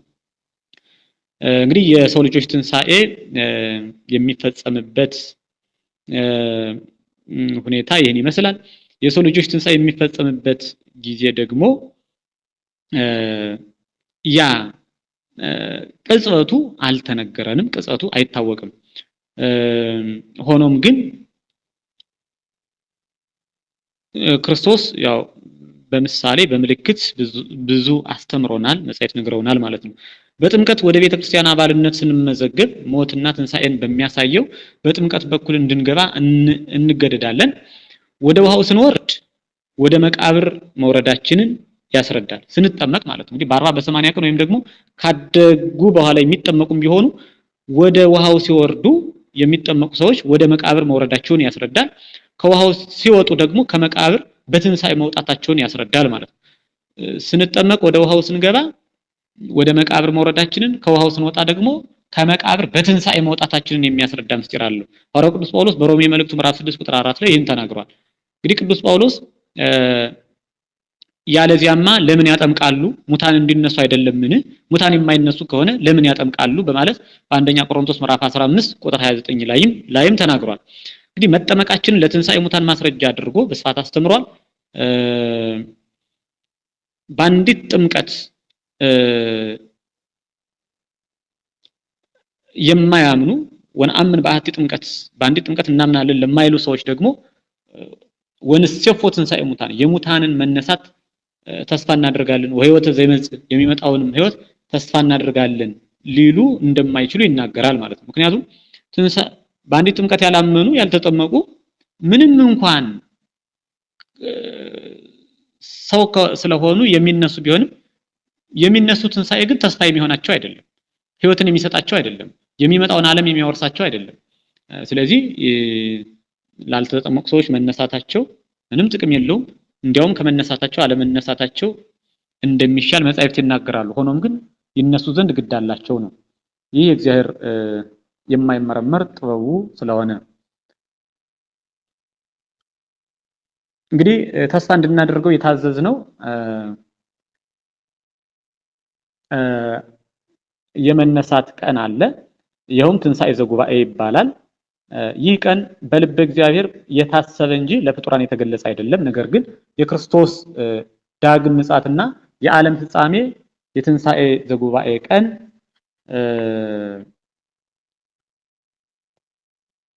እንደሆነ እንረዳለን። የክርስቶስ ዳግም ምጽአትና የዓለም ፍጻሜ የትንሣኤ ዘጉባኤ ቀን እንደሆነ እንረዳለን ማለት ነው። ትንሣኤ ዘጉባኤ ስንል ከአቤል ጀምሮ የሞቱ አቤል የምንጠቅስ የሞት መጀመሪያ ስለሆነ ነው። መጀመሪያ የሞተ እርሱ ስለሆነ ነው። ስለዚህ እስከ ዓለም መጨረሻ ድረስ የሚሞቱ ሰዎች በአንድ ጊዜ በአንድ ቅጽበት በአንድ ዕለት የሚነሱበት የአንድነት የስብስብ የህብረት ትንሣኤ ማለታችን ነው። ጉባኤ ማለት ህብረት፣ አንድነት፣ ማህበር ማለት ስለሆነ ስለዚህ በክርስቶስ ዳግም ምጽአት ክርስቶስ በመጀመሪያ አመጣጡ በትሑት ሰብእና ንስሐ ግቡ ለማለት መጥቷል። እኛን ከወደቅንበት ለማንሳት ሞታችንን አስወግዶ ህይወትን ሊያድልን መጥቷል። በሁለተኛው ዳግም በሚባለው ምጽአቱ ደግሞ በፊቱ እሳት እየነደደ እሳት የነደድ ቅድሜሁ አውሎ ብዙ በዙሪያው ብዙ አውሎ ነፋስ እየነፈሰ በግርማ መለኮት ለፍርድ ይመጣል። በመባረቅት በመላእክት ኃይል አሚሃይት ከወስ ሁሉ ሰራዊት ሰማያት ነው የሚለው። ያን ጊዜ የሰማያት ሰራዊት ሁሉ ይነቃነቃል ይለዋል እና በግርማ መለኮት የሚመጣበት ነው ዳግመኛ ምጽአት የሚባለው። ሁለተኛ መጣጡ በግርማ መለኮት ነው የሚመጣውም ቅዱሳንን ንዑ ሀቤ ወደኔ ኑ ለማለት ክብሩን ለማውረስ፣ ኃጥአንን ደግሞ ሁሩ ምኔ ከኔ ራቁ ሂዱ ለማለት ለፍርድ ይመጣል። ለፍርድ ሲመጣ ክርስቶስ ወደ እኔ ኑ የሚለውን የተስፋ ቃል እንዲያሰማን መልካም ፈቃዱ ይሁንልን። እንግዲህ እነዚህ ጉዳዮች የሚፈጸሙበት ቀን ትንሣኤ ዘጉባኤ ይባላል። አስቀድሞ ትንሣኤ ዘጉባኤ ከመሆኑ በፊት የሚከናወኑ የሚደረጉ ምልክቶችም ተነግረውናል። ስለ ቀናቶቹ ግን አልተጻፈልንም፣ አልተነገረንም። ክርስቶስ አልነገረንም። መቼ እንደሚሆን አልነገረንም። ያንን የሚሆንበትን ቀን በዚህ ቀን ይሆናል ብሎ ክርስቶስ አልነገረንም። ዳግመኛ እንደሚመጣና ነቅተን ተግተን እንድንጠብቅ ብቻ ክርስቶስ አዝዞናል። እንዲያውም ቅዱስ ጳውሎስ ስለ ዘመኑና ስለ ወራቱ ስለ ቀኑም ልንጽፍላቸው አያስፈልጋቸውም ነው የሚለው። የጌታችን ቀን ሌባ በድንገት እንደሚመጣ እንዲሁ ትመጣ ዘንድ እናንተ ራሳችሁ በእርግጥ ታውቃላችሁ ብሎ አስተምሯል። አንደኛ ተሰሎንቄ ምዕራፍ 5 ቁጥር 1። እንግዲህ ሌባን ነቅተው ተግተው ይጠብቁታል እንጂ መቼ ትመጣለህ ብለው አይጠይቁትም። መቼ ትመጣለህ ቢሉት የሚመጣበትን ቀን ሊናገር አይችልም። ምክንያቱም ሌባ የሚመጣው ባለቤት ባንቀላፋበት በሰነፈበት ወይም ደግሞ ሀብቱን በማይቆጣጠርበት ሰዓት ሊዘርፍ ስለሆነ የሚመጣው ማለት ነው። የክርስቶስ አመጣጥም በዚያ ነው የተመሰለው። እኛ ሁልጊዜም ዝግጆች ሆነን እንድንጠብቀው ነው እንጂ በዚህ ቀን እመጣለሁ ብሎ ክርስቶስ በግልጽ የሚመጣበትን ቀን አልተናገረም። ምልክቶቹን ግን ነግሮናል። ምልክቶቹን እያየን ስለሆነ መዘጋጀት ከእያንዳንዳችን ይጠበቃል። ደግሞም የእያንዳንዳችን የሞታችን ዕለት ለክርስቶስ መምጣት ምጽአት ምሳሌ ነው። ምክንያቱም ሰው ከሞተ በኋላ ለአንድ ቀን እንኳን የንስሐ ጊዜ ሊሰጠው አይችልም። ከሞተ በኋላ የንስሐ ህይወት የለውም። ስለዚህ ለእያንዳንዱ ሰው የክርስቶስ መምጫ ወይም የክርስቶስ ምጽአት ለእያንዳንዱ ሰው ዕለተ ሞቱ እንደሆነ መረዳትም ያስፈልጋል ማለት ነው። ስለዚህ በህይወታችን እግዚአብሔር እንደሚፈቅደው መኖርና ተዘጋጅቶ መኖር እጅግ አስፈላጊ ነው። የጌታችን መምጫ ቀን የማትታወቅ በመሆኗ መምጣቱን እንደማይቀር አምነን እንድንጠባበቅ ቅዱሳት መጻሕፍት በስፋት አስተምረውናል። እንግዲህ ከኛ መካከል የሚወለድበትን ቀን አስቀድሞ ያወቀ ሰው የለም። ሁላችንም ተወልደንም ብዙ ቆይተን ነው እንግዲህ በዚህ ዓለም ይሄ በተፈጥሮ የተሰጠን አካላችን ወይም ደግሞ አእምሮ ጠባይ የሚባለው በተፈጥሮ የተሰጠን አእምሯችን ሲቀና ዕውቀት የሚባለውን ነገር ገንዘብ እያደረግን ስንሄድ ነው መወለድን፣ ማደግን፣ መሞትን እንዲህ አይነት ነገሮችን የምናውቀው ማለት ነው እንጂ ከመወለዳችን በፊት መቼ እንደምንወለድ ልናውቅ አንችልም። ማንም ሊያውቅ አይችልም። እንኳን ከመወለዳችን በፊት የተወለድንበትን ጊዜ እንኳን እንዴት እንደተወለድን ዛሬ ከተወለድን በኋላ ልናውቅ ልናስታውስ አንችልም። ሰዎች ሲነግሩ በዚህ ቀን ተወለድህ ወይም ተወለድሽ፣ አንተ ስትወለድ አንቺ ስትወለጂ እንዲህ ነበረ፣ ዘመኑ ይህ ነበረ፣ ምሽት ነበር፣ ጠዋት ነበር፣ ሌሊት ነበር፣ ቀን ነበር የሚለው ሰዎች ሲነግሩን ነው የምናውቀው እንጂ እኛ አናውቅም ነው። እንግዲህ የኛ ልደት ቀን ራሳችን እንደማናውቀው ሁሉ ወደ ዓለም የገባንበትን እንደማናውቀው ሁሉ ከዓለምም የምንወጣበትን ወይም ደግሞ የምንሞትበትን ቀን አናውቀው። እንግዲህ ዓለምን የተቀበልንበትን ቀን እንደማናውቀው ስንወለድ ዓለምን የተቀበልንበት ቀን ነው። ዓለምን የተቀበልንበትን ቀን እንደማናውቀው ዓለምን የምንለቅበት በሞት የምንወሰድበትን ቀን አናውቀው። አስቀድሞ የሆነውን ነገር ካላወቅነው ደግሞ የሚመጣውን ልናውቀው አንችልም። ስለዚህ አስቀድሞ የተደረገው ልደታችን ነው። የልደት ከመወለዳችን በፊት መቼ እንደምንወለድ እንደማናቅ የክርስቶስን መምጫና ዕለተ ሞታችንንም በዚህ ዓለም ስንኖር ልናውቅ አንችልም። አልተነገረንም፣ አልተጻፈልንም ነው። በዚህ ምሳሌ ልንረዳ እንችላለን። በልደታችን ሞታችንን ምሳሌ አድርገን ልንረዳው እንችላለን ነው። ትንሣኤ ዘጉባኤ ልደተ ሙታን ተብሎ ይታወቃል። የሙታን መወለድ ለሰው ልጅ ብዙ ልደታት አሉት። ከብዙ ልደታት ሶስተኛ ልደት ተብሎ የሚቆጠረው ልደተ ሙታን መቃብር፣ የሙታን ከመቃብር መወለድ ነው። ይኸው ሙታን ሁሉ ከመቃብር የሚነሱበት ያ ልደት ይባላል። ትንሣኤ ዘጉባኤ ልደተ ሙታን ይባላል። ልደት ተብሎ ይገለጻል። ከእናት ከአባቶቻችን በግዙፍ ስጋ እንደተወለድን ከመንፈስ ቅዱስ በረቂቅ በነፍስ እንደተወለድን ከመቃብር ደግሞ በትንሣኤ እንወለዳለን ነው። ስለዚህ ሶስተኛ ልደት የምንለው ልደተ ሙታን መቃብርን ነው። የምናውቀው ምስጢር ቢኖር አምላካችን ዳግመኛ ሲመጣን እንደሚያነሳን ቃል ኪዳን ገብቶልናል። ይኸውም ደግሞ ስጋዬን የሚበላ ደሜንም የሚጠጣ የዘላለም ሕይወት አለው እኔም በኋለኛይቱ ቀን አስነሳዋለሁ ብሎ በስጋውና በደሙ ከኛ ጋር ክርስቶስ ተማምሏል፣ ቃል ኪዳን ገብቶልናል በዮሐንስ ወንጌል ምዕራፍ 6 ቁጥር 54 ላይ ማለት ነው። ስለዚህ ስጋውን የበላ ደሙን የጠጣ የክብር ትንሣኤን ክርስቶስ እንደሚያስነሳው ሕያው በሆነ ቃሉ ነግሮናልና ቅዱስ ስጋውን በመብላት ክቡር ደሙን በመጠጣት የክብር ትንሣኤ እንድንነሳ ከእያንዳንዳችን ይጠበቃል። ከሞት የሚነሱ ሰዎች ማንነታቸው እንደምንድን ነው የሚለውን አይተን የመጨረሻ መርሃ ግብራችን ስለሆነ ትንሽ ያው ጊዜ እየወሰድን ከሆነ ይቅርታ እየጠየቅን እንጨርሳለን። በትንሣኤ ዘጉባኤ ለሙታን መንቃት ምክንያት የሚሆነው የነጋሪት ድምጽ ሲሰማ ከተጸነሰ 40 ቀን ሆኖት ወይም ተስዕሎተ መልክ ተፈጽሞለት ከማህፀን ደም ሆኖ ከወረደ ጽንስ ጀምሮ ያለው ሁሉ ሰው ይነሳል። እንግዲህ ተስዕሎተ መልክ ለጽንስ ሁሉ ለተጸነሰ ጽንስ ሁሉ ከተጸነሰ ከ40ኛው ቀን ጀምሮ ወይም ደግሞ በ40ኛው ቀን ነው ተስዕሎተ መልክ። አይን በጥቂቱ የአይን፣ የጆሮ፣ የእግር፣ የእጅ፣ የራስ፣ የአፍ ሊሆን ይችላል። በቃ የመላ አካላቶች ህዋሳቶቻችን ቅርጽ በየጥቂቱ በየትንሹ የሚሳልብን በእናታችን ማህፀን በ40ኛው ቀን ነው። ከተጸነስን በ40ኛው ቀን ማለት ነው። እንግዲህ ከተጸነሰ ለሴትም ለወንድም ተመሳሳይ ነው። ከተጸነሰ 40 ቀን ከሆነው ተስዕሎተ መልክ ከተፈጸመለት በኋላ ማንም ሰው የሆነ ፍጡር ሁሉ ይነሳል ነው። ሲነሳ እንግዲህ ወንዶቹ በ30 ዓመት ሴቶቹ በ15 ዓመት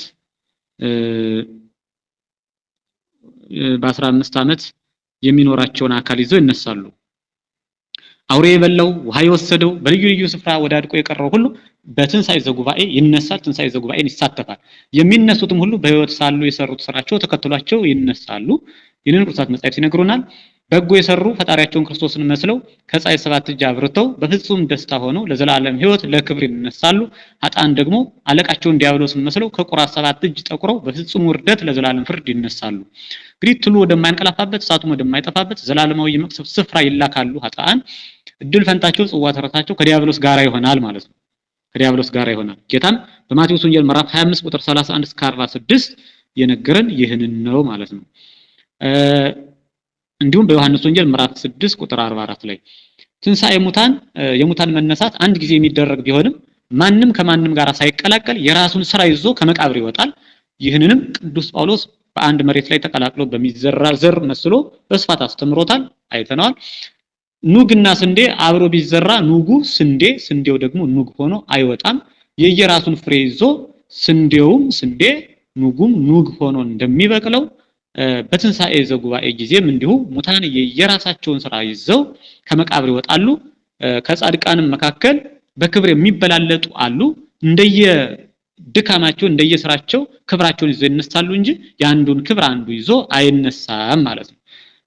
ጻድቃንም እንኳን ከፀሐይ 7 እጅ አብርተው ፍጹም ፈጣሪያቸው ኢየሱስ ክርስቶስ መስለው የሚነሱ ጻድቃንም በክብር የሚበላለጡ ሆነው ነው የሚነሱት። ቅዱስ ጳውሎስ ይህን በአንደኛ ቆሮንቶስ ምዕራፍ 15 ላይ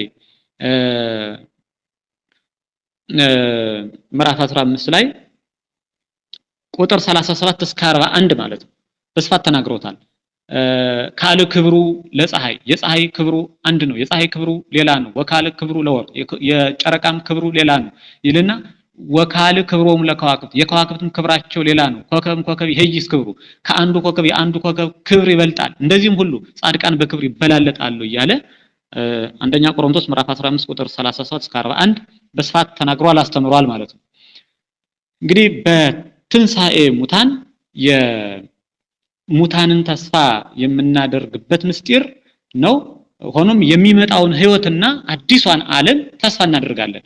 ቅዱስ ጳውሎስ የሰው አይን ያላየው የሰው ጆሮ ያልሰማው የሰው ልቡናም ያላሰበው ብሎ ያንን የሚመጣውን ዓለም እንደገለጸው መንግስተ ሰማያትን እንደገለጻት ሊቁ ቅዱስ ያሬድም ይህንን ቃል ደግሞ ይገልጸዋል። ቅዱስ ዮሐንስም በራእዩ ራእይ ዮሐንስ ምዕራፍ 21 ቁጥር 1 ላይ አዲስ ሰማይንና አዲስ ምድርን አየው፣ አዲሲቱም አዲሲቱም ከተማ ሰማያዊቷ ኢየሩሳሌም ቅድስቲቱም ኢየሩሳሌም ለባሏ እንደተሸለመች ሙሽራ ለባሏ እንደተሸለመች ሙሽራ ተዘጋጅታ ከሰማይ ከእግዚአብሔር ዘንድ ስትወርድ አየሁ ነው የሚለው። አዲስ ሰማይንና አዲስ ምድርን አየሁ። ያችም አዲስ ሰማይ አዲስ ምድር የተባለችዋ ለባሏ ተሸልማ የምትጠብቅ ሙሽራ ከሰማይ ከእግዚአብሔር ዘንድ ስትወርድ አየሁ ነው የሚለው እና ወይወተ ዘይመጽእ የሚመጣውን ህይወት የሚመጣውን አዲስ ዓለም አዲስ ምድር በሙሽራ የተገለጸችዋን ሰማያዊት መንግስት ተስፋ የምናደርግበት ያችን ገንዘብ የምናደርግበት ያችን የምንወርስበት የሙታን መነሳት ነው ማለት ነው።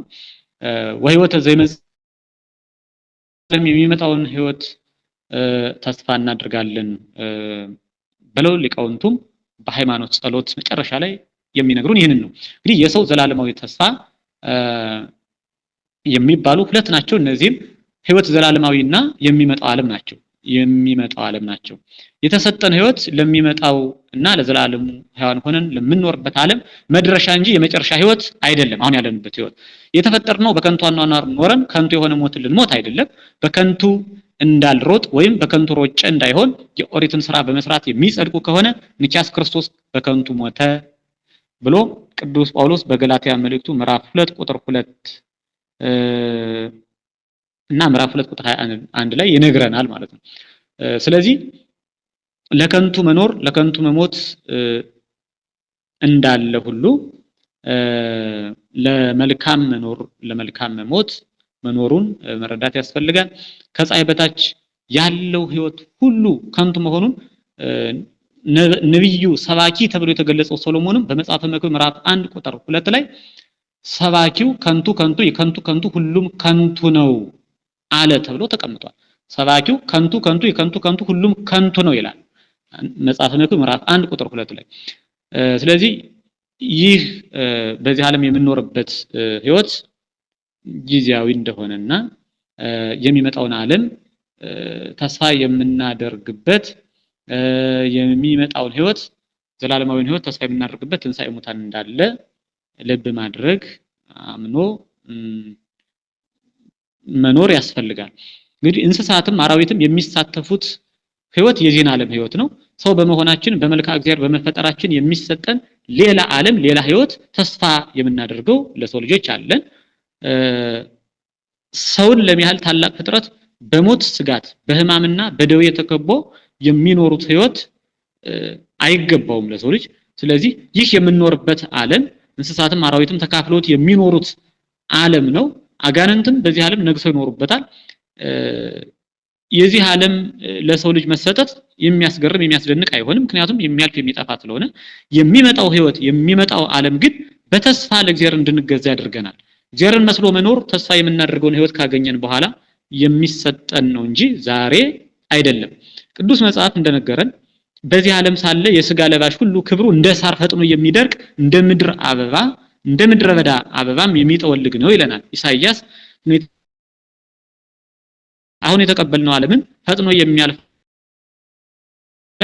ቅዱስ ዮሐንስም በመልእክቱ በአንደኛ ዮሐንስ ምዕራፍ 2 ቁጥር 17 ላይ በመልእክቱ ዓለሙም ምኞቱም ያልፋሉ ዓለሙኒ ያልፍ ወፍቶቱን ያልፍ ወዘሰ ይገብር ስምረቶ ለእግዚአብሔር ይነበር ለዓለም ዓለሙም ምኞቱም ያልፋሉ የእግዚአብሔር የሚወደውን የሚያደርግ ግን ለዘላለም በህይወት ጸንቶ ይኖራል ብሎ ይነግረናል። እንግዲህ በሚመጣው ህይወት ሞት የሰው ልጆች አያሰጋም። ፍጻሜያችን እንደ መላእክት ያው ሆኖ መኖር ስለሆነ ማለት ነው። በዚህ ዓለም ሳለንም የሚመጣውን ህይወት ተስፋ ማድረጋችን እንደ ሳር እና እንደ አበባ ታይተን የማንጠፋ የተወለድነው ከማይጠፋ ዘር ቅዱስ ጴጥሮስ እንደነገረን ከማይጠፋ ዘር መሆናችንን እንረዳለን ማለት ነው። የሰው ህይወት ከትንሣኤ በኋላ ምን ይመስላል የሚለውን ባጭሩ እንጨርሳለን። ከትንሣኤ ሙታን በኋላ መብላት፣ መጠጣት፣ ማግባትና መጋባት ሳይኖር ለምስጋና ካልሆነ በቀር ለሌላ ስራ መሰለፍ ሳያስፈልገን እንኖራለን። እንደ እግዚአብሔር መላእክት ሆነን እንደምንኖር ጌታን በቅዱስ ወንጌል ነግሮናል። በማቴዎስ ወንጌል ምዕራፍ 22 ቁጥር 30 ላይ ከዚያ በኋላም ሞት እንደሌለባቸው ክርስቶስ አስተምሯል። ያን ዓለም በትንሳኤ ሊወርሱ የሚገባቸው ሁሉ ግን አያገቡም፣ አይጋቡም። ከእንግዲህ ወዲህም ሞት የለባቸውም እንደ እግዚአብሔር መላእክት ይኖራሉ እንጂ ብሎ የትንሳኤ ልጆች ስለሆኑ የእግዚአብሔር ልጆች ይሆናሉ በማለት መድኃኒታችን ኢየሱስ ክርስቶስ በቅዱስ ወንጌል አስተምሮናል። በሉቃስ ወንጌል ምዕራፍ 20 ቁጥር 35 እስከ 36 የዘላለም አምላክ ልጆች በመሆናችን ለዘላለም ሕይወት እንደሚያስነሳን ከዚያ በኋላ ሞት ዳግመኛ እንደማያገኘን ተጽፎልናል። እግዚአብሔር የሕያዋን እንጂ የሙታን አምላክ አይደለምና ማለት ነው። እግዚአብሔር የሕያዋን እንጂ የሙታን አምላክ አይደለም። ለዚህም የአብርሃም የይስሐቅ ያዕቆብ የሕያዋን አምላክ እንጂ ኢኮነኬ አምላከ ሙታን አላ አምላከ ሕያዋን የሕያዋን የአብርሃም የይስሐቅ የያዕቆብ አምላክ እንጂ የሙታን አምላክ አይደለም ብሎ ቅዱስ መጽሐፍ እንደሚነግረን ማለት ነው። ቅዱስ ዮሐንስ አፈወርቅም ከትንሣኤ በኋላ ስለምንኖርበት ዓለም ስለምንኖረው ኑሮ ሲናገር አልቦ ህየ ብሂል ብላ ህብስተከ በሀፈ ገጽከ ወይቁልከ ሶክ ወአሜከላ ወአልቦ ህየ ብሂል አንቲ ብሲት በህማም ለዲ ወወሊደኪ ይኩን ምግባይኪ ሀበ ምትኪ ወውቱ ይቅንኪ በዚያ በሚመጣው ዓለም በዘላለማዊው ህይወት እንጀራህን በፊትህ ወዝ ትበላለህ፣ በድካምህ ትበላለህ፣ እሾህና አሜከላም ይብቀልብህ።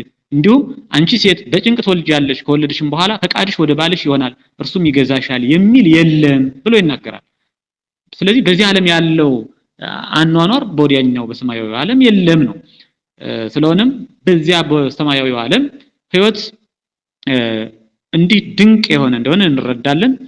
ህይወት እንደምንድነው ትለኝ እንደሆነ ይላል። በወዲያኛው ዓለም በሰማያዊ ዓለም ህይወት እንደምንድነው ካልኸኝ በየሰ ፍስሐ ወሰላም እረፍት ወተድላ ሂሩት ወየዋሃት ርቱ ወተፋቀሮ በዚያስ በወዲያኛው ዓለም በእግዚአብሔር መንግስት ያለው ደስታና ሰላም እረፍትና ተድላ ደግነትና የዋህነት ቅንነትና ፍቅር ናቸው ብሎ ይናገራል ቅዱስ ዮሐንስ አፈወርቅ በተግሳጽ 6 ላይ ማለት ነው። በስድስተኛው ተግሳጹ ላይ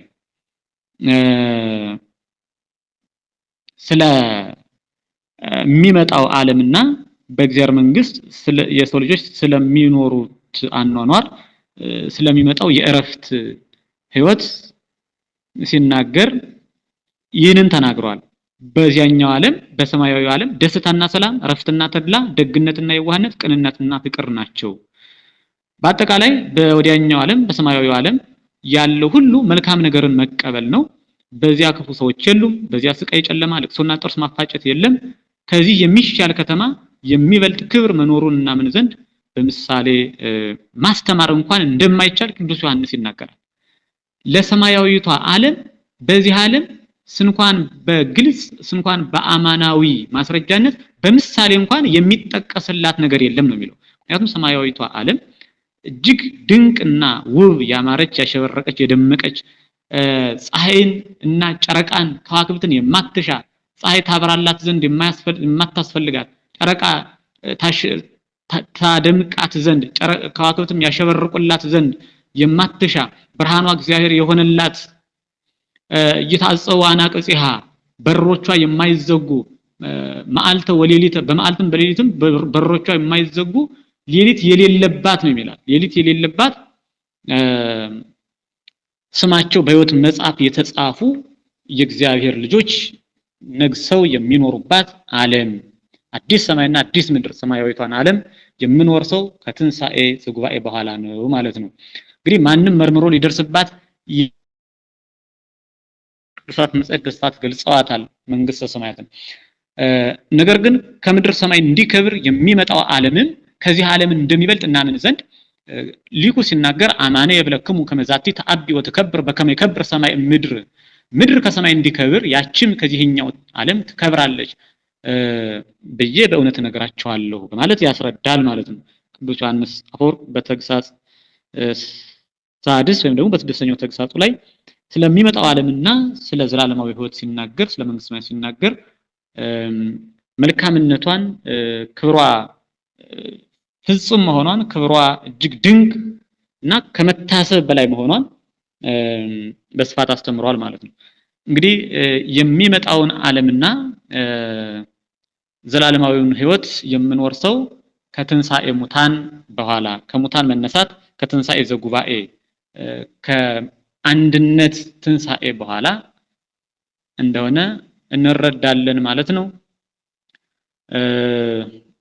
አምላካችን መድኃኒታችን ኢየሱስ ክርስቶስ ለምስጢራት ሁሉ መጨረሻ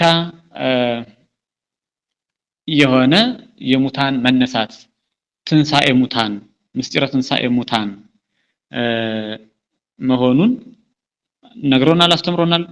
ከአምስቱ አይማድ ከሚባሉ የምስጢራት ምሰሶች ከሚባሉ 80 አሃዱ ቅዱሳት መጻሕፍት ሲጠቀለሉ አምስቱ አይማደ ምስጢርን ነው የሚሰጡን። ከነዚህ አምስቱ አይማደ ምስጢራት ደግሞ የመጨረሻው የሰው ልጅ ሁሉ ተስፋ የሚያደርገው ክርስቶስ ሆይ ና በማለት ክርስቶስን የሚጠባበቅበት ዘላለማዊ ሕይወትን ለመውረስ የደስታን፣ የእረፍትን፣ የሰላምን፣ የፍቅርን፣ የእውነትን፣ የሕይወትን ዓለም የክብርን፣ የጽድቅን ዓለም ለመውረስ ተስፋ በማድረግ የምንጠባበቀው ምስጢረ ትንሣኤ ሙታን ነውና እንግዲህ በምስጢረ ትንሣኤ ሙታን ዙሪያ እግዚአብሔር እንደፈቀደልን በተከታታይ መርሃ ግብር ተማምረናል። አምላካችን መድኃኒታችን ኢየሱስ ክርስቶስ በሚመጣው ዓለምና በዘላለማዊው ሕይወት እንድንከብር ይፍቀድልን። የምስጢረ ትንሣኤ ሙታንን ትምህርት በዚህ እንጨርሳለን። ስለነበረን ጊዜ አምላካችን ቅዱስና ክቡር ስሙ በፍጥረታት ሁሉ አንደበት የከበረ የተመሰገነ ይሁን። ወስብሐት ለእግዚአብሔር ወለወላዲቱ ድንግል ወለመስቀሉ ክቡር። ይቆየን።